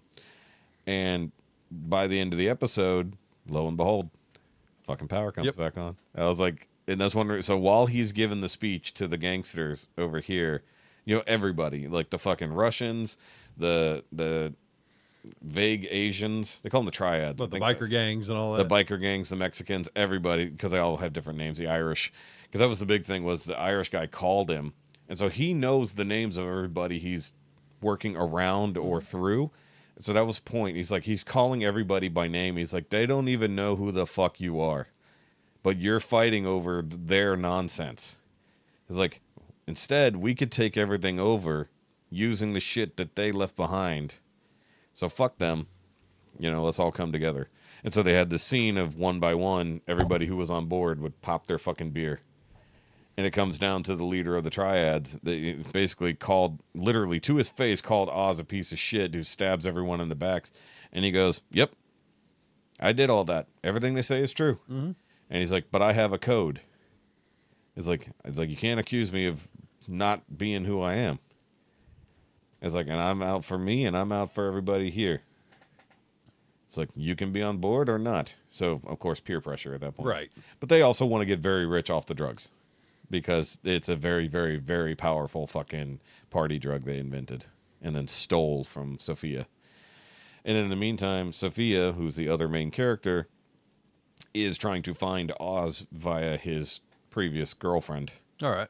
Yeah, that whole story. Holy fuck. Very, very intense and uncomfortable, like And 7 it's on minutes.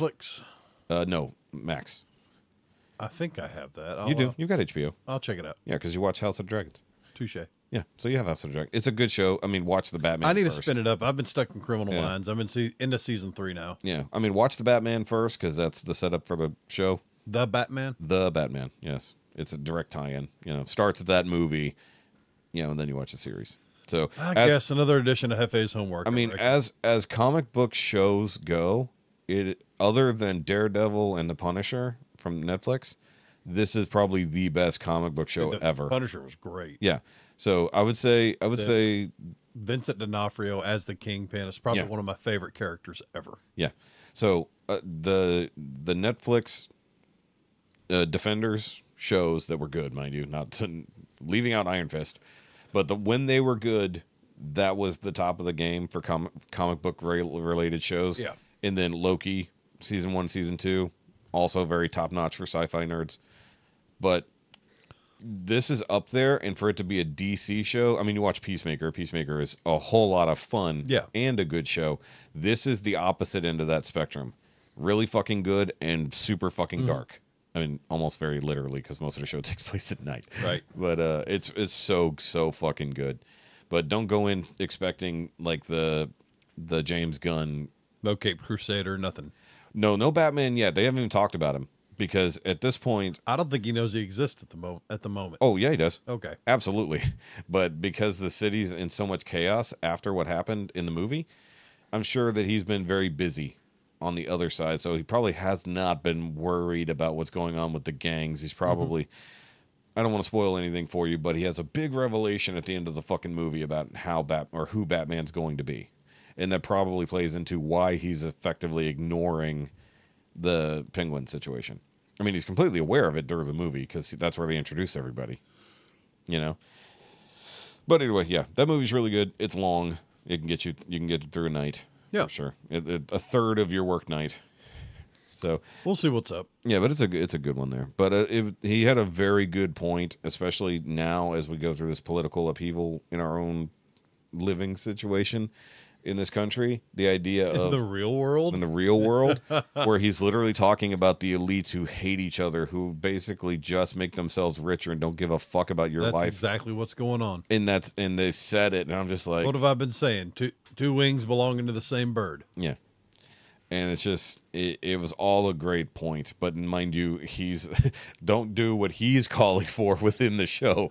Because that's low-grade terrorism. We're not going to do that. No, thank you.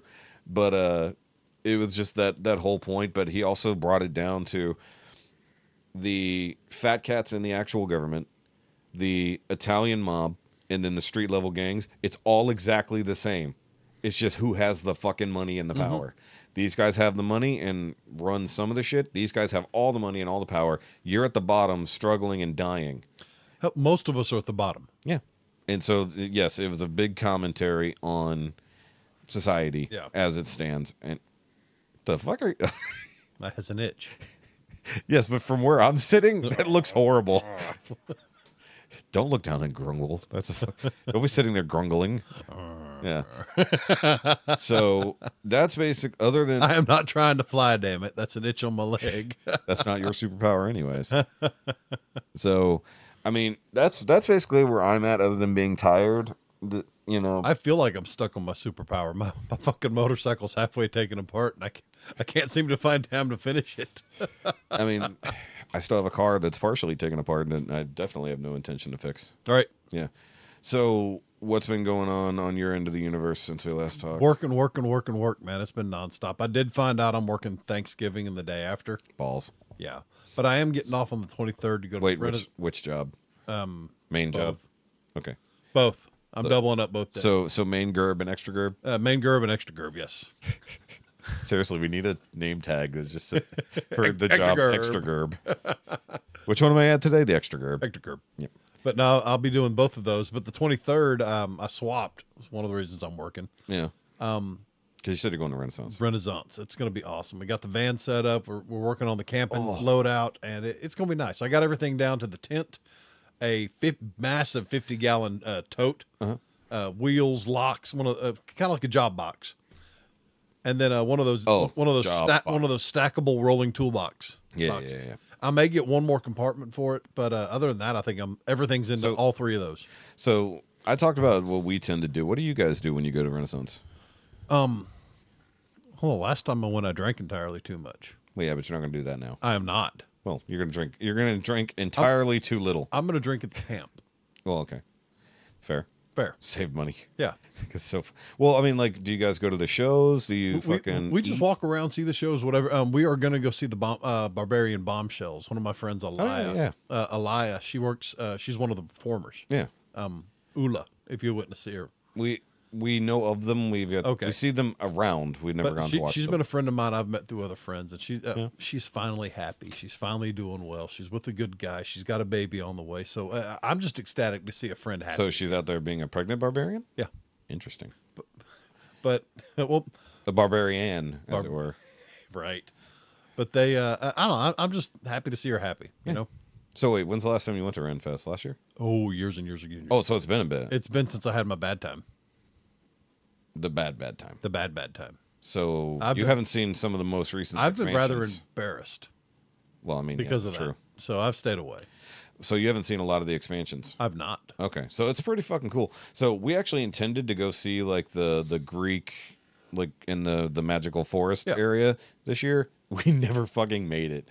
Like we were, like I said, it was so hot. We got so wiped so quick that like we just said fuck it, you know. Normally we stay all day, you know, and we leave right as it's getting dark, so we we'll have to get back to the car. Well, you're gonna be camping, so you're not worried about parking. No, the where we're camping is right near the main gate. Yeah. So we always pay for preferred parking now because it's so fucking worth it, because even preferred parking, they will take your ass from your car to the gate. Yep. And they will take you from the gate to your car as long as you remember the ticket. We didn't get the ticket.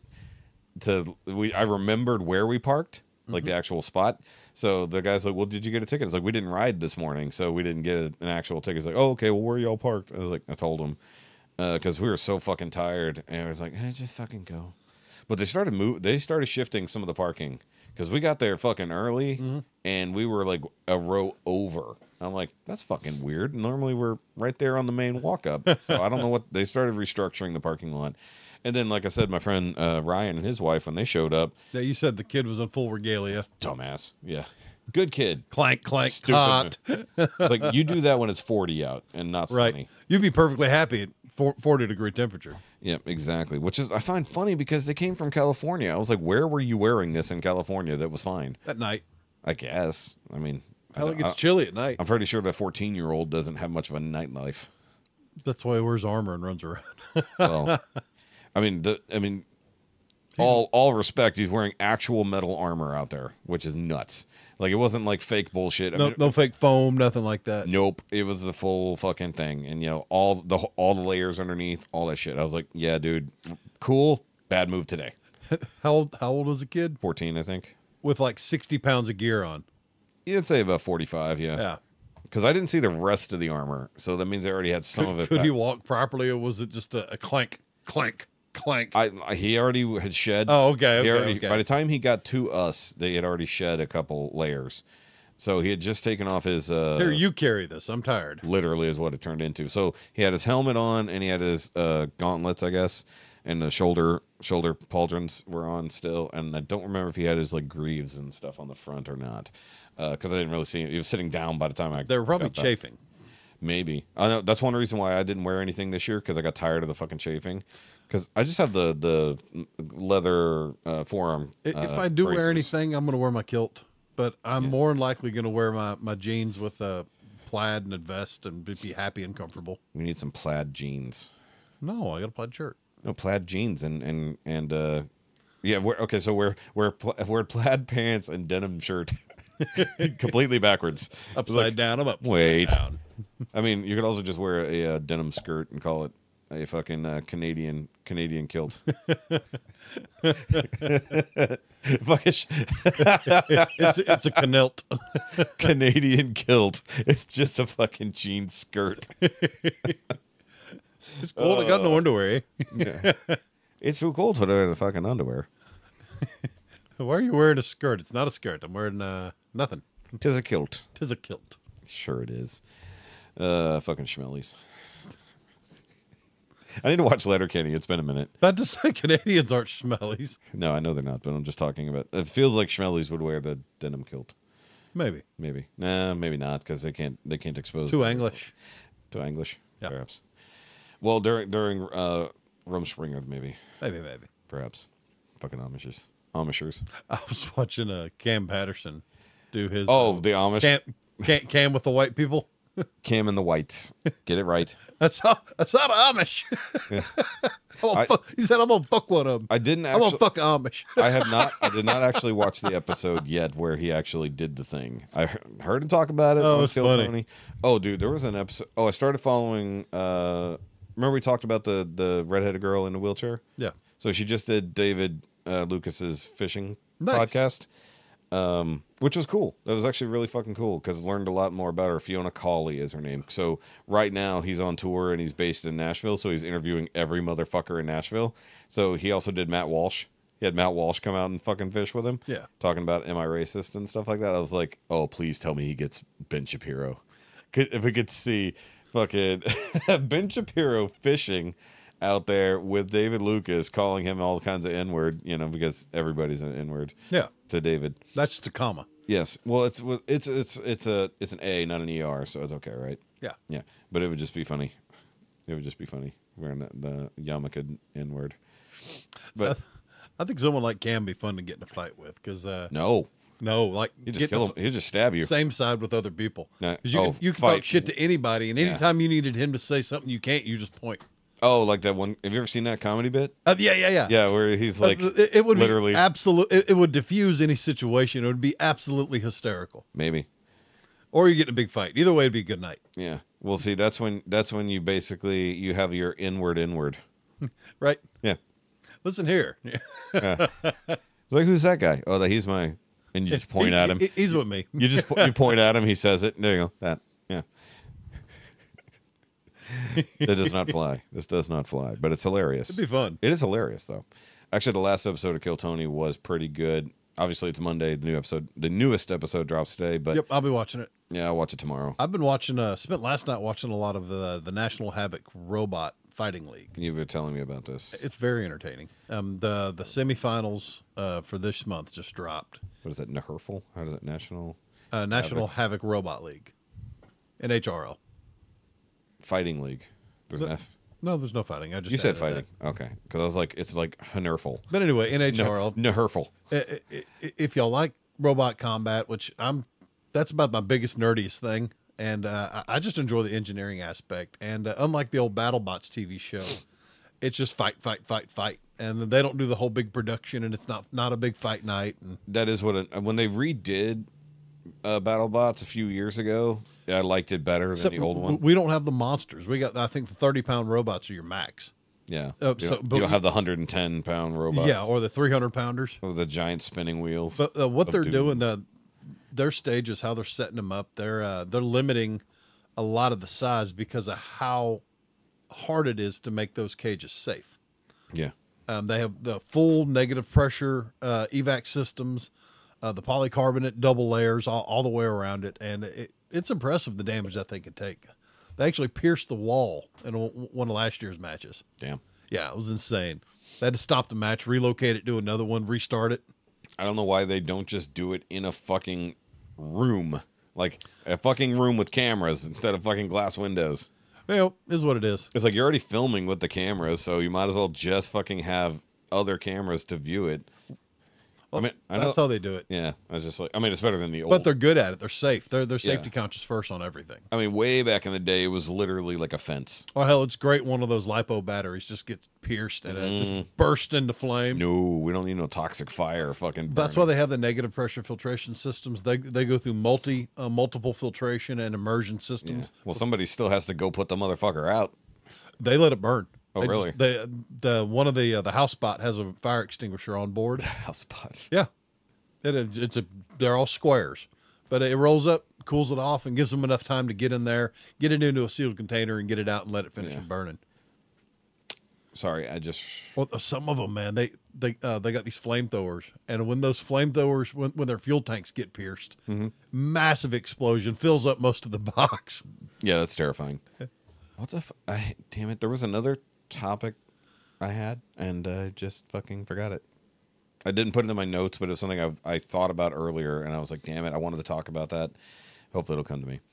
But it was something that's been coming up lately, and I forget what the fuck it was. Indigestion. Gotcha. No, not that. Although, one of the guys I talked to yesterday at Copperhead said that, so his girlfriend, her uncle runs the firm, and therefore runs the meat hall. Yeah, Mike Rape. Yes, I wasn't going to throw out the names, but it's Whatever. He's a good dude. He is a good dude. Go visit him. Yes, but so they went to the meat hall, and he did the sample thing, and apparently he had horrendous fucking like heartburn and everything from just doing samples of meat. I'm like, your stomach's weak, you fucking bitch. Come try mine. It's better. Well, it's either that or like maybe I don't know, maybe you got one of the spicy ones or one of the. Speaking of mead, my daughter-in-law and her fiance cleaned me out. I'm completely out of mead. I don't have any. Yeah, I know. Nobody brought me any. You never asked. I did actually. I said, hey, bring over some fucking meads. I did. We tried it. One. Well, I'm out. So There was an S at the end. There was an S. It said meads. you'll get the first bottle off the next batch. Good motherfucker. Be a while, but we will But I have. want mead now. I will be making some cider for Christmas this year. Yeah, you I'm mentioned thinking about doing some pear cider because I like doing the pear cider with a Guinness, and it's really damn good. You like to pair the pair? I do. You. Little what do they call that? It's black venom. Yeah. I mean, you call it that. I call it undrinkable. No, it's tasty. Guinness sucks. Yeah. I don't care. Come at me, Irishers. Guinness is fucking weak bullshit. Anywho's, but that's what we're doing for Christmas, Any Hoosers? and I may make a batch of limoncello. Yeah. Love limoncello. Oh, That's basically lemon jet fuel. something I did want to bring up since we talk about car content. I watched the thing the other day on Jay Leno's Garage where they had the Wraith Interceptor. From The Wraith. was that the one with Charlie Sheen. Yes. Yes. So it was who's the guy with the puppets? The comedian with the puppets? Jeff Dunham. Jeff Dunham. So it's Jeff Dunham's car. No shit. That is no surprise at all. So it's actually the last surviving car from the movie. They had, I think he said they had 7. Some of them were destroyed in the making of the movie. Others just didn't make it through whatever because they were just slapped together fucking movie cars. Yeah. But apparently on an earlier episode of Jay Leno's Garage, they had it where it was in its old, shitty, barely functioning fucking car form. But after years of basically lots of customization, Pulling it apart, rebuilding it, building it, making it make sense, repainting it, making it stop, turn, ride comfortably, be giving quiet. it suspension. Well, that ain't quiet. It's got a fucking supercharged. Oh, I'm talking about on the inside. Yeah, no. It's a fiberglass body, and the engine's behind your fucking That's head. mid-engine. It was a mid-engine, supercharged Cosworth. Oh, I bet it screams. It's stupid, but the thing is, it also runs like ass because it's an old. It's still the original motor. They just freshened it up. But he was super scared to fucking actually take it to any kind of speed. Well, you know what Shaun would say. What? Put a turbo on it. It didn't need one. It has a supercharger. But Jay drove it first. And the funny thing is, Jeff is all like, I mean, here you go. You get to drive it. I literally got to only drive it a yard or 10 yards to get it in the building. That's it. I just got this car. So Jay got the first real shakedown drive. Yeah. But it also had no side view mirrors. You couldn't really, it had a camera for the backup mirror. So the interior, which is never shown in the movie, so you could just do whatever you want with the interior. So it made it pretty comfy. And it had suspension versus the movie version, which was just straight fucking welded axles. It was a fucking hardtail. Yeah. Oh, good gosh. Yeah, because it just had to look good on screen. It didn't have to function. They had the like main hero car that did the crazy shit, which was based off a Chrysler. What's the word I'm looking for? Not prototype. What's the word I'm looking for? Concept car. I think it was called the M420 or something like that. And that one was actually converted to be in the movie. Okay. So the actual concept car was made to run and was in the movie. That was a neat concept. It was a neat looking car. Looked great on film. Yeah, it doesn't work worth the shit. No. If they had actually gone down that line of production, it would have been interesting. Yep. It would have been very efficient. Yes. And like there was some, well, maybe.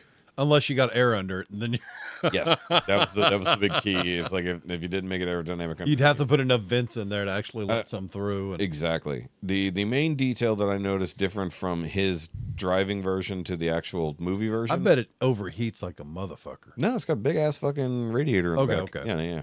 No, it's ducted through the side to the back. There you go. And it has very powerful fans back in the radiator because they opened the back engine compartment. I wanted to say hood, but so they put the vents through the back of the wheel arches, basically. No, it's got vents on the sides. Okay. That lead to the back, like a good old Ferrari and stuff like that. And there's nothing up front, so fuel tank is in the frunk, as it were.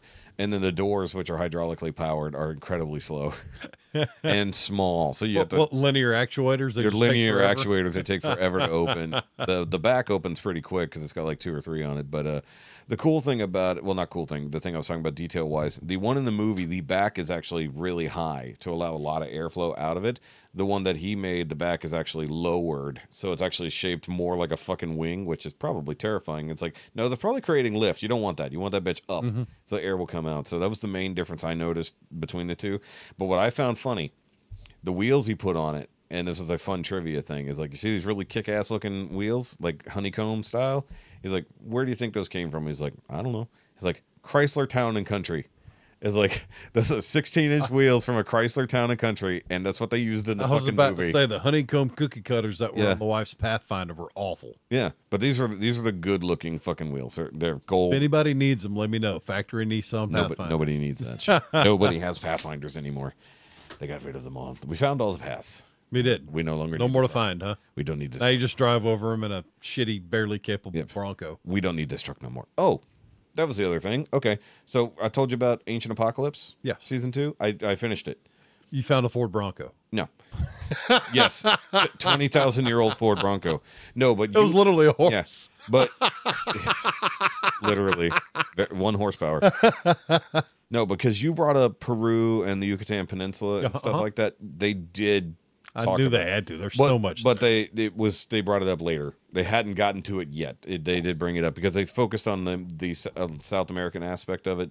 Then they also talked about how in a lot of mythologies around that time, there's a weird thing where this particular seemingly advanced human shows up on a boat, grants you all this new fun technology, sticks around for a while, and then fucks off.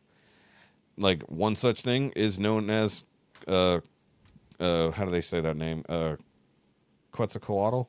Yeah, Thunderbird. The sun god. No, the god himself was technically a dude. Yeah. Who came to them, granted them all this knowledge and technology. Well, that and then fucked off. is the Thunderbird. He's named after the Thunderbird. So Graham starts putting it together. Ancient Egypt, ancient Amazonia, Mexico, these other places, they all seem to have a similar myth that these guys came from the ocean and seem to have survived. A lot of them's the river-based mythology because Well, these are ocean-based. The Thunderbird was supposed to guard and keep the aquatic amphibious it's like a river fish. panther. Yes, and it's the same thing. In control. Yeah, and it also ties together with But look at it. That's the Amazon. Yeah, And that's where their underworld lay. and he talks about how the original explorers that went through from one side to the other through the Amazon, when they talked about the cities everywhere that they encountered, and then just not 10 years later when the next round of explorers came through, there was nothing. And he talked about the main reason that probably happened was disease. These European, these Spanish guys came through, interacted a little bit, spread their diseases that they didn't have in South America, basically wiped everybody out, and then the jungle took over. And he said, Oh, the jungle will always reclaim. Yeah. That's it. but the fun part, this was the crazy part. You know how we get DMT ayahuasca? It's by mixing two specific plants that are grown in the Amazon. That means that it does not occur in nature. Someone has to do this.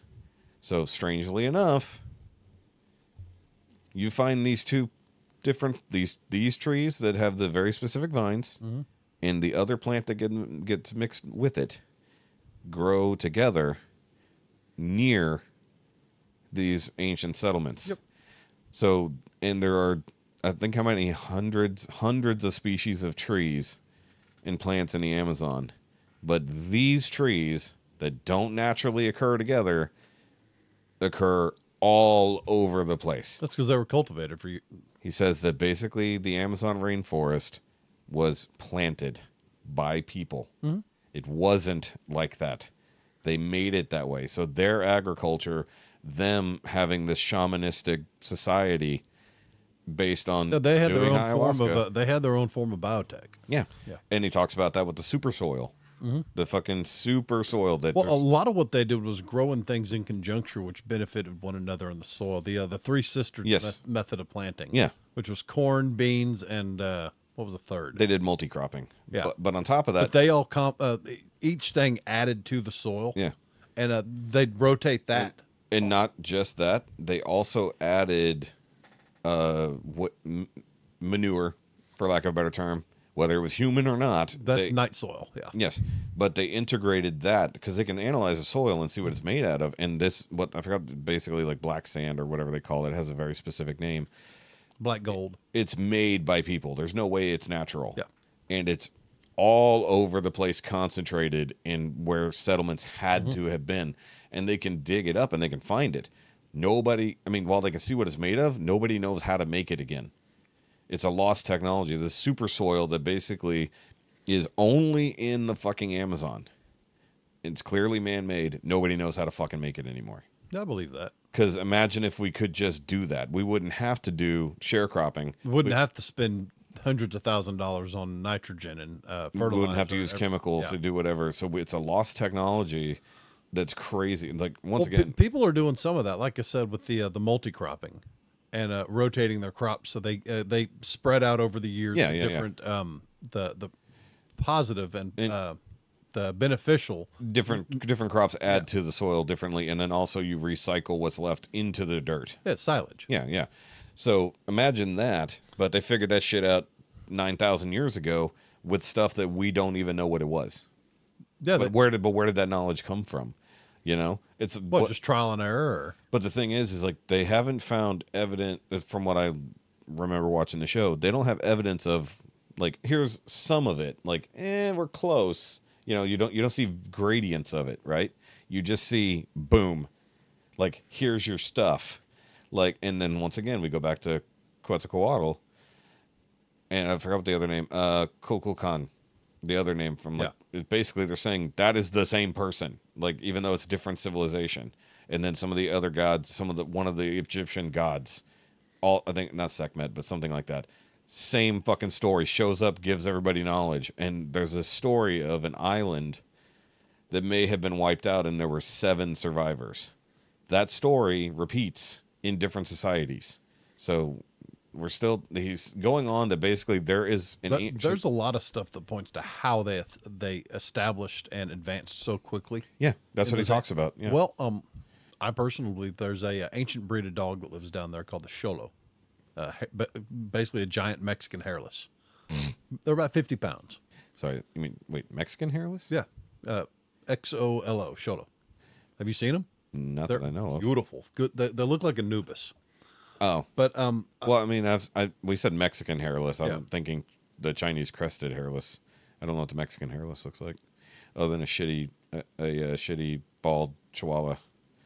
I know the name, but I've never. Oh, okay, no, they're good looking animals. That looks like Anubis, yeah. Yeah, but anyway, they very pretty. If I remember, I'll share the picture, guys. Well, yeah, when they're like that, yeah. But I believe, much like in America and human civilization, they domesticated these ancient breeds very, very, very early. Mm-hmm.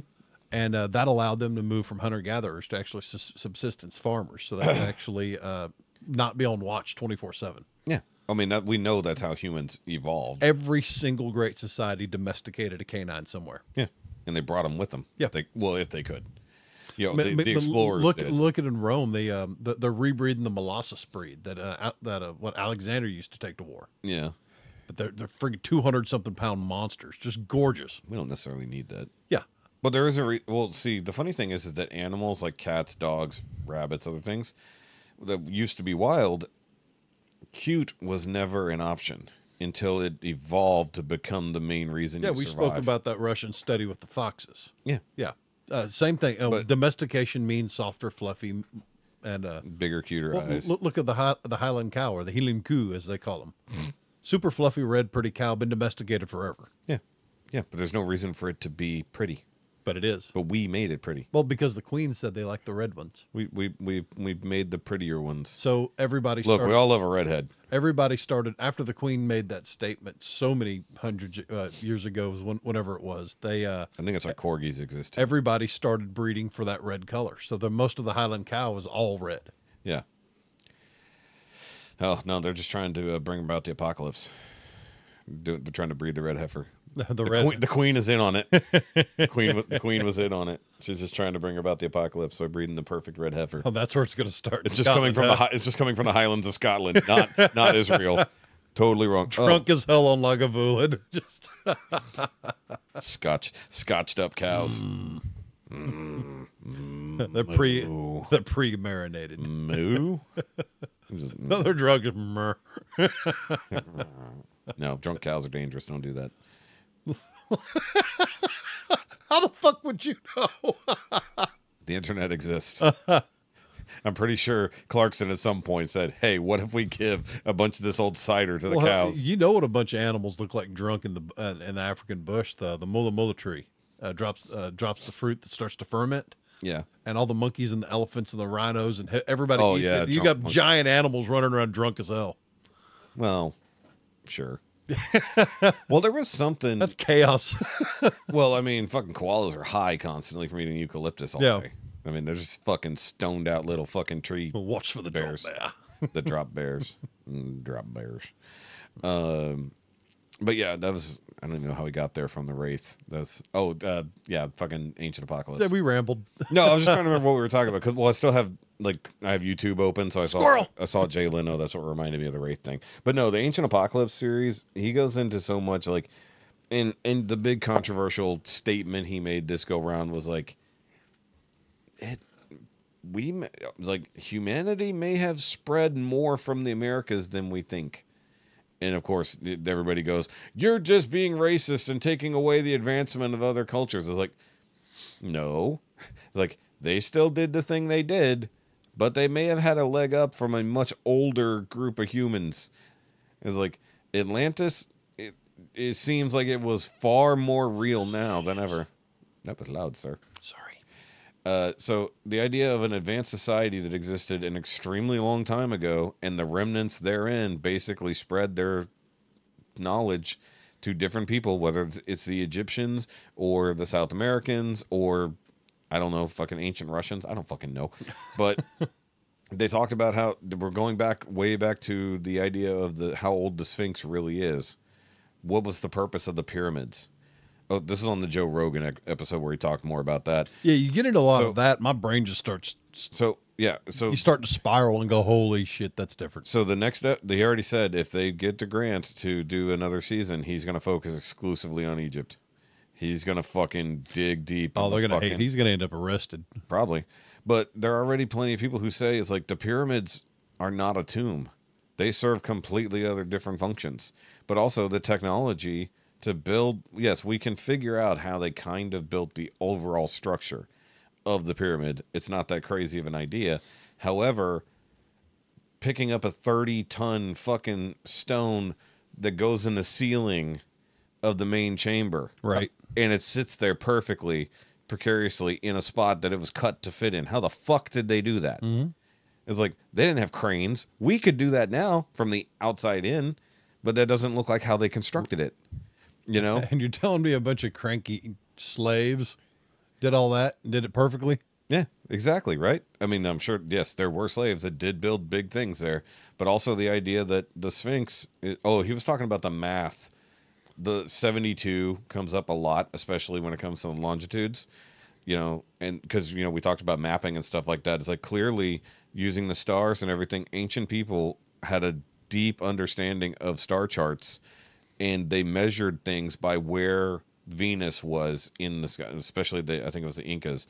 They followed Venus in its position in the sky. Yeah, because it was there and it was constant. Sorry, Mayans, because I talked about the Mayan calendars and how they work. I'd never had it explained how the Mayan calendar predicts anything, and then they broke it down and how it's actually 3 separate calendars that work together. Mm-hmm.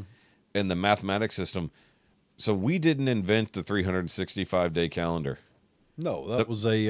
well, the Julians kind of said. But the Mayans calendar, that's even older, was 365 days.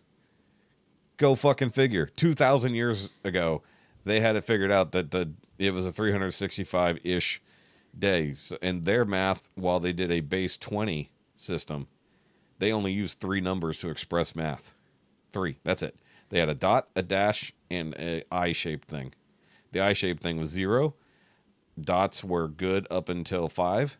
5 was a dash. Oh, Lord, it was a more complicated binary. It's slightly more complicated binary, but basically it was a base 20. So when it got to 20, it just reset. Yeah. So 0 and 20 were the same number. Everything else was a dot or a dash combination. And then to do the calendar, they had these whatever random symbols that had a very set specific thing. Mm-hmm. And as you lined up these circular calendars, it set a new number. And that's how they actually could figure out precise days. And we know what that equates to in our own time. So he said the great upheaval, the great advancement, they have a specific day of when it happened. Now, in their numbers, it makes no fucking sense to us. Translated to our time was a very specific day and time and week, like 700 years ago. Like, that's fucking crazy. Well, they missed that mark. 2012 came and went. No, this wasn't end of the world, because they said that basically there was a fourth great overturning. So they actually, in their history, they have it written down. Okay, however much time, there's this big ass upheaval for some reason. Mm-hmm. And they had it set to a very specific date. They marked it. They put their fucking symbols and all this other shit. And they said it happened this day. We're about to be in a great upheaval in a couple months. And guess where that also falls in these numbers? Oh, of course it does. Not only is it, we're coming up on the 250th anniversary of our country, and no empire has ever lasted more than 250 years, well, outside of super ancient ones. Yeah. But the idea that we're also in the fourth turning, if you think about Strauss-Hall generational theory, you know, then it's also the same cycle of, hard times make great men make soft times make weak men, weak men make hard times. That's literally what we're at. But we're not at the hard times yet. We're at the turning point. It seems like we're in the hard time, but we're not. But apparently that is based off of even ancient nonsense that people couldn't even translate till now. It's crazy. Yeah, that's... Oh, one last fun factoid that I learned from this show. Did you know that the people of Easter Island had their own written language, Really? and not a person alive knows what it is. Cool. It's carved into a wooden plank, but not a single person alive has any clue what it is. But it bears some similarities to another language on the other side of the world. Some similarities in symbols, but that one also has no living people who know what it is. That happened that's that Pangeal split, man. I guess. It's weird. And they said the only way it was ever passed down was when the old wooden plank got worn out, somebody carved a new one. Well, it had to have been, because look at how, like, South America and Africa, they just nestle into each other. Oh, That's where they split when Pangea, tore itself apart. Yeah, but that was so long ago. There's no people. But There might have been. We don't know. But we know now that people have been basically using boats to get around on the oceans for close to 50,000 years. They're in every society. I don't care how advanced you are. There's always going to be those that want to go out, explore, do something different. Yeah. Or that, decide they have nothing left and fuck it, let's go see what's over there. Yeah. And one thing at the same time I watched Ancient Apocalypse, I watched the Joe Rogan interview with the same guy, so I got the details that weren't in the show. And part of it went over how they've limited human technology based on the idea that we can't find a boat, remnants of a ship at all that's older than 6,000 years. It's like, well, no shit. The thing made of wood. It might have rotted, burned, sunk. Yeah. So the oldest ship that we possibly have remnants of is 6,000 years old, and there's barely anything left at all.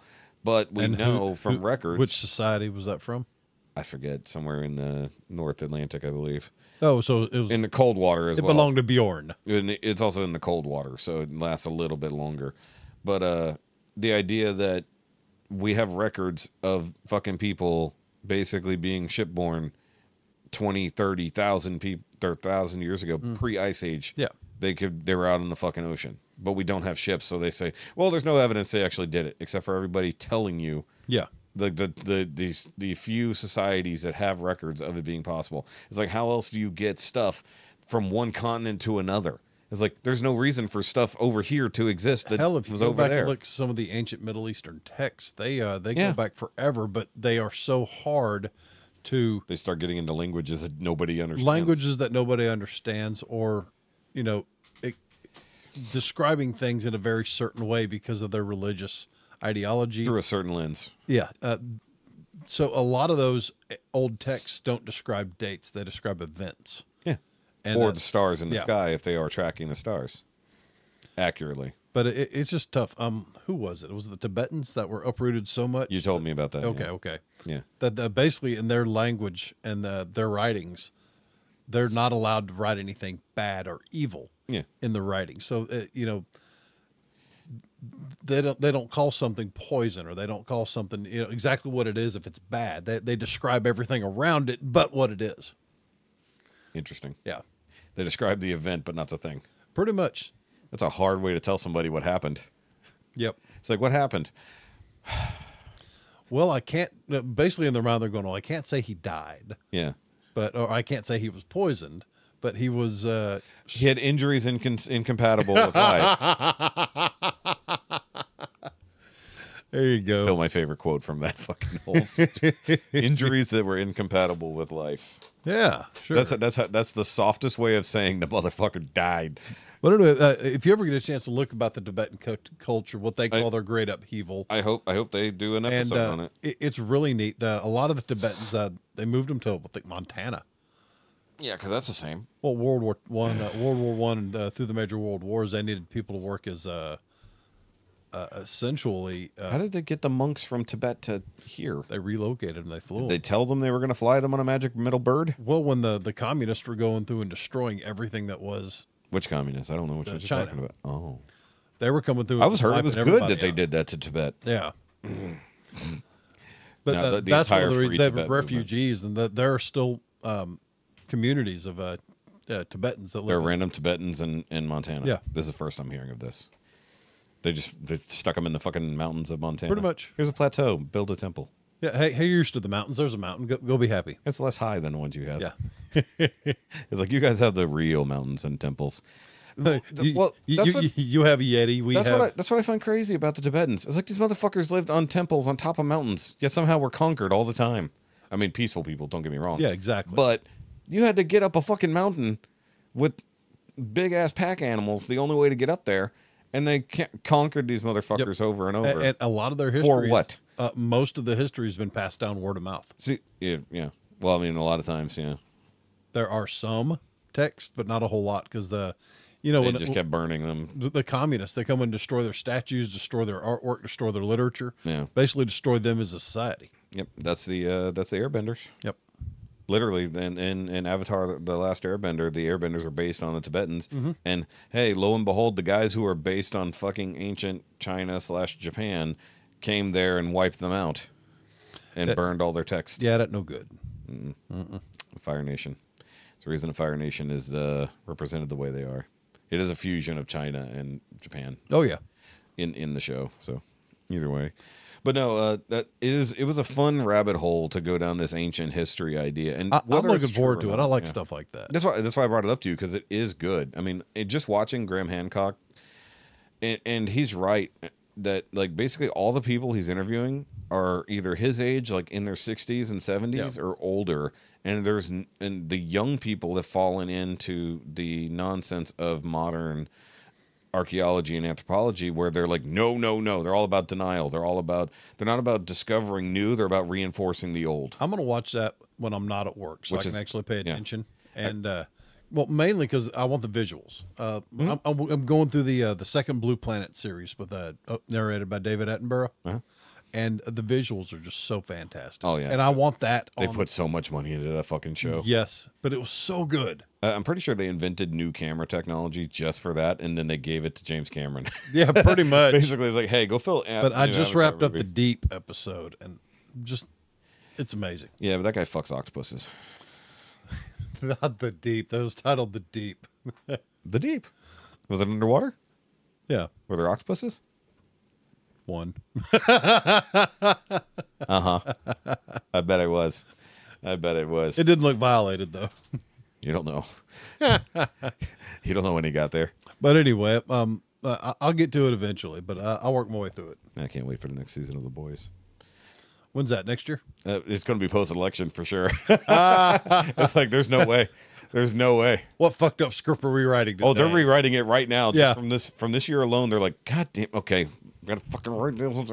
I bet there's going to be an episode where somebody tries to assassinate Homelander and nicks his ear because he's the Trump character. I guarantee you it'll happen. Which I don't get that. They're pushing that agenda so hard, Yeah. but I mean, he was a fascist, horrible person, but he's not Trump-like. no. But like I said, that they're doing it in the show what the Democrats do in real life. Oh yeah, 100%. But then they also portray the people on the right as the people on the left. And I argued it here. I was like, yes, they are doing that, but they are also making sure you understand they are shitbags who are lying. They're all shitbags. But I'm saying in the show, while they do portray them that way, they portray them as liars and shitbags to the public. And yet people don't understand that they're just being... That's a mirror. They're being manipulated. Yeah. Well, I'm saying it's a mirror to themselves, and they go, "Yes, this exactly right. He's that." It's like, no, you're completely missing the fucking point here. Yeah. But I did want to bring that up because after the Madison Square Garden thing on Sunday, mind you, that was yesterday, so they're wasting no time jumping back on the Nazi propaganda because they're literally, I forgot one of the fucking stupid ass online web pages or newspapers. Literally out there showing a picture of a Hitler rally at some fucking thing, and then they're like, look here how the MAGA movement is basically the Nazis. And like, so I responded this morning, I was like, hold the fuck on. Literally pulled up Kamala Harris rally that was in an arena. It looks identical to the Trump rally, but blue, not red. And I shared that. I was like, oh, it'd be sure a fucking shame if somebody brought this picture in here. I was like, look at them, they fucking have their gatherings together and all this nonsense just like the Nazis did. And like, hello, you did this literal exact same fucking thing. We're just gonna sweep the fact that you also had an arena fucking thing just the other day. Oh, Stupid that's motherfuckers. the leftist agenda. Shout you down till that you're just tired of hearing them, and you just want them to go away. And it's clear that people are so tired of the Nazi, the racist, and all. It's like. There was a whole interview the other day. I forget which. I think I'm on Wall Street Journal or somebody like that, and they had a panel of like 20 people on a Zoom call, and they're just asking them questions. They're like, "How do it's like what?" After hearing about or Trump being called a racist Nazi, which way are you going to vote? And basically, I know I'm misquoting it, but they basically all just said, look, we're so fucking tired of this nonsense. It's like, whether it's true or not, we're tired of it. That's all it is, day in and day out. It's like, if he's a Nazi, fuck it. Punish him for being an actual Nazi if you prove it. But otherwise, we're tired of fucking hearing it. And it's a mix of people. But every single person said they were tired of the nonsense. It doesn't fucking matter anymore. We care about the fact we can't afford fucking groceries. Groceries just hiked up again. Again, it just keeps going up. Gas prices went down, which is nice. I mean, hell, I went and got stuff for grilled chicken wraps. Yeah. And I was going to make extra, take it to work, all that. $40 just for one meal. I was going to say $38. Yeah. Yeah. The chicken breast, the lettuce, and the fucking tortillas, and maybe some Caesar salad mix or something. I don't fucking know. Yeah. Basic bullshit. Yeah. Literally $40 or something that cost $12 a couple of years ago. It's fucking insane. I'm just glad I fast, so. I'm not only am I tired of the actual problem, whatever is causing the insane inflation. I'm tired of that, obviously, but I'm tired of being told it's not happening. Right, exactly. Don't believe you're lying. Don't blow smoke up my ass. And it is so. I mean, like going out to eat. Like I said, I went to Whataburger. I can go by myself, have a nice Mexican dinner, and it's $27. By yourself? Yeah, by myself. That used to be for two. Yeah. Like I went to Whataburger yesterday, got my meal. Yeah, $13. Yeah, roughly $13-14 by myself. Going to Burger Fresh tonight for men's group. Even their daily special, which used to be cheap as hell, is now $18. Yeah. It used to be it on the top end, like loading it out. The daily special would have been like 13. Yeah, on the high end. Now it's 18 bare minimum. Because we even said last week and the week before, we're like, damn. It's like we recently noticed the prices were going up. It's like, yeah, they're literally going to price you. I mean, they're going to price everyone out of business. Exactly. So, and everybody's going to be eating rice, staples, beans, cooking it at the house, eating as cheaply as possible. If you can. Yeah. Because they're going to tax the fuck out of your natural gas. They already started doing that. Fucking water costs have gone through the fucking roof. Have you noticed? No. Well, you're on well. We're on a well, and we got 6 cords of wood stacked up. Here in the city, dude, like the water cost. I think that's one reason why our rent didn't go up is because the cost of all utilities, except for electricity, is going through the roof. I'm like, why the fuck is water? We get our water mostly from the fucking lake and the underground aquifers here. Yeah. How the fuck is the water? Because they can charge for it. That's why. And it's insane. It's like, it makes no fucking sense. Look at what they do with the gas and all that stuff during the freeze 3 or 4 years ago. Yeah, that was also a whole lot of fucking nonsense. Yeah. I mean, they jack up the prices because they can. Well, that also came down to the effects that the Biden administration put on the oil and gas industry. Yep. It's like, hey, that's weird. When everybody needs the gas to stay warm, we don't have it. Why? Oh, we shut down the plants that do that. But also, that was also the fact that one plant was shut down for winterizing. Yeah. During a freeze. Whoops. And then the next one broke because it wasn't winterized. So, yeah, that was a big fucking problem. But yeah, the idea that most of the world still runs on oil and gas because it's the easiest and most effective way to make electricity or heat at bare minimum. Mm-hmm. And we've got hundreds of years of resources. Mm-hmm. Just under our feet. Yep. It's just there. We could outdo the whole world if we wanted to. You know, even if we didn't sell it to anyone else and we just did it for us. Fuck, I'm all for nationalization. Yeah. Well, no, you're evil for that. Oh no, that's the evil thing. Sure. Put our country first. Yeah, that's evil. Oh fuck! What podcast was I watching? It wasn't okay. I think it was Timcast the other day, and it was a guy who broke down how they convince the world to become globalists and demonize nationalism, and he broke it down when it started, who the people behind it are, and how it's perpetuating now to basically turn the entire world against the idea of any kind of, well, maybe not strictly nationalism, but a populist. Yeah. Basically, the actual behind-the-scenes movements that are being done on a global scale to squash anyone that is trying to do a populist movement. They're it's like it feels like there's somebody doing it because there is. Yeah. The idea to make the world this one world government, this one world life, regardless of individual need, regardless of actual nations that exist, it is being forced forward for a reason. With no tinfoil hat, it is a thing that is being happened. This guy brought receipts, and it was scary to fucking hear that it's like, oh, the main reason why people like Trump are under the gun is because they have populist ideals. And these are the people who are literally doing it. Bingo. And that's what was crazy. Oh, by the way, did you get your taxes taken care of last week? Yeah. Okay, because you rushed us out of here so quickly. I'm sorry we did, but yeah, we're getting a damn good return on it. Okay, good. Good. I want to make sure you got that done.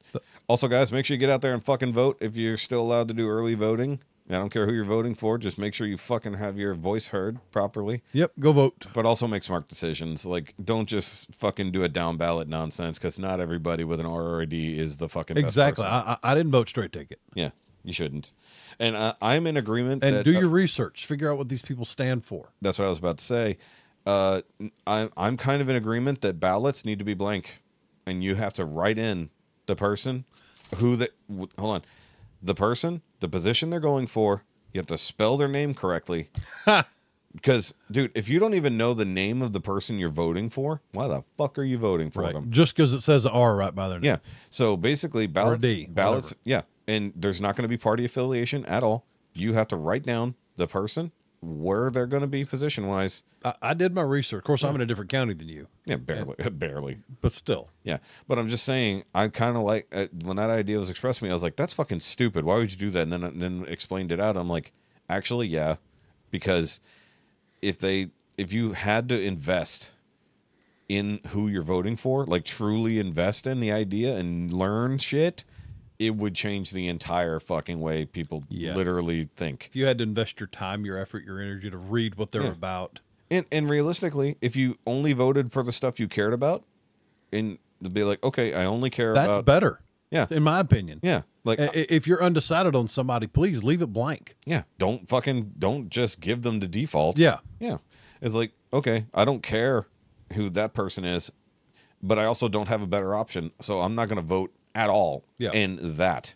Yeah. It's like almost in a way, like I get that basically you get one big fuck off ballot and you have all the different things you got to vote for, whoever, whatever. Yeah. You feel some pressure to fill everything in. 100. That's how they have it set up. And I think that's the one reason why I do have issues with the current system. But, fun thing, and then we'll go, because we're talking about voting. The Fifth Circuit Court of Appeals said, hey, by the way, we're not doing this voting week, voting month nonsense. Good. Get it done. November 5th, midnight. If it ain't there, it ain't counted. Fucking I hope they stand by it. Look, there's going to be all kind of shenanery going on. Yeah, the shenanigans, and they're already saying that Arizona and Pennsylvania? They're like, well, sorry, it's going to take 2 weeks to count the votes. The fuck it is. Right. Put a moratorium on the time. Everyone knows how to vote ahead of time. You've got even if you do the mail-in ballots, cool. If they ain't counted by midnight, fuck you. It's over. Actually, fuck that. 10 p.m. across the board. 10 p.m. Everybody gets to go home at a decent time. Yeah. It's like, if it ain't there, it ain't counted. No more bags being brought in at no 3 a.m. fucking cooler drop-offs in the fucking when they've already stopped counting and then they start counting again at 3 a.m. for no reason. When I get older and get crankier and have more free time, I'm going to be an electioneer. Yeah. Or, well, not electioneer, but a poll watcher. Yeah, poll watcher. Mm-hmm. You like watching the polls. Mm-hmm. But I like, if it sticks, I mean, we're a fucking week out. It better stick. Poll? That's, yes. But I like the idea. Like, there was a whole problem where in certain states, they're like, hey, we're taking... Well, Virginia just sued the DOJ, the Department of Justice of the United States of America, sued the state of Virginia to put illegals back on the ballot. Or back on the rolls. Really? Yes. Our Department of Justice sued the state of Virginia for removing illegal immigrants from the fucking voter rolls. That Department of Justice has been weaponized by the Democrats. It is insane. That should be unconstitutional. Yeah. 1,000,000% unconstitutional. I'm sorry. You cannot force a state. If they want to say that the states run their elections, then the fucking federal government shouldn't be able to say, no, you put them back on there. Exactly. The state said we're not. So Yeah, the state said hell a year ago that they're going to stay out of it. the state needed it, or the federal government said nope. So it's like I would have said, no, we're not doing that. Fuck you. It's like I literally would if I was the governor. See, that's why we'd make poor politicians. No, we'd be the best politicians because we would tell the federal government to eat a dick. Well, if you don't, I'll fucking hit you. I'm sorry. I'm not being inclusion. I'm not being inclusional. Eat your preferred genitalia. Whichever hole you like near your mouth, go for that. It's fine. What? Some people prefer to eat ass and nothing else. You're a fucking idiot. I don't care if you like licking a fucking nose. Whatever your preferred. That's called a nose job. Whatever your preferred orifice you like near your mouth. Proceed. Driving on. Proceed. Yes, we will drive on right off the cliff. Let's go. All right, Thelma. Take my hand. Take my hand, Thelma, without knocking everything over. That was close. Let's not knock everything over for the joke, Jeff. All right, guys, that's going to be it for this episode. Trying to keep it somewhat succinct at 2 hours and 20 minutes, but that's okay. Hell yeah. Look, we were running out of steam at 1:30, and I'm like, come up with something new. Come up with something new. Ancient shit. Let's go. Hold hands. Yes, we're holding it. If you were here when we held hands. Sorry, I panicked. Guys, if you listened this far into the podcast, type holding hands into the comments so I know that you listened to the entire fucking show. Holding hands. Also, let us know your favorite fucking Halloween candy. Yep, let us know. Yes, please, because I want to know. If you say peanuts, I will hit you. If it's anything but Reese's. I will fight you if you say peanuts. If it's anything but Reese's peanut butter-based products. I will personally accept candy corn. Let me ask you this. You say you're not a chocolate fan, though, right before we go. Well, I like chocolate, but like once every 4 months. Of the Reese's peanut butter products, what is your preferred? The one with the potato chips in it. Okay, I forgot about the potato chip Fucking ones. A. That is an outstanding And treat. the chip one is superior to the pretzel one. Yes. By far. I'm still friggin' 10 years old. I smash, chips between my sandwiches at home, lunch meat sandwiches, and peanut butter and jelly. Now you're putting chips between your peanut butter cups. I was a Reese's Pieces fan for a very long time. I can't do it. And then I switched to M&M's. Yeah. However, they do have their place. Dude, those caramel M&Ms are insane. I don't like them because they're too chewy. I like the Nutella M&Ms. I love caramel. I like the Nutella M&Ms. I have not had them. Fucking good. However, I will say the big cups with the Reese's Pieces in it are a different kind of treat. Yeah. I mean, you take one bite and then you stop for the rest of your day. Yes, that's how the chip ones I'm are. going to sit down now. The potato chip one is a dense. Have you ever just had basically the chocolate covered Ruffles? Yeah. Those That's are- what it's like. I Yeah. love those. Like one of my favorites. The one where it's literally half the chip is covered Yeah, in yeah, chocolate? yeah. Okay. Sorry, we're off on snack talk. We're both kind of hungry. Fat kids for the win. All right, guys. So make sure you do the like and subscribe thing. Of course, hit us up on the Facebook if you want to contact the show. We got we'll have new merch coming out. We've got my wife has a design for the Fat Kid Mafia. Fat Kid Mafia. Yeah. That's not even part of the show. No, still it's gonna be. Sour fat kids. She needs to make that. Sour Fat Kids. Sour fat kids merch should come. Forget the mafia. We're gonna go with sour fat kids because just make the jelly thing with the fucking belly in the middle. Just like have one that's like you, one that's me. Oh God, that'd be awful. Not hyper detailed, but you can tell. Why is it hairy? It is the default setting. I cannot help it. It is the default setting for Ukraine. But why is it not hairy there? What, the top of my head? No. Well, that's definitely hairy. Yeah, Those where the hair came up first. possibly. Yeah. Is it awkward enough, guys? Is it awkward enough? Yeah, maybe. We'll see you guys later. Okay, bye. Okay, bye.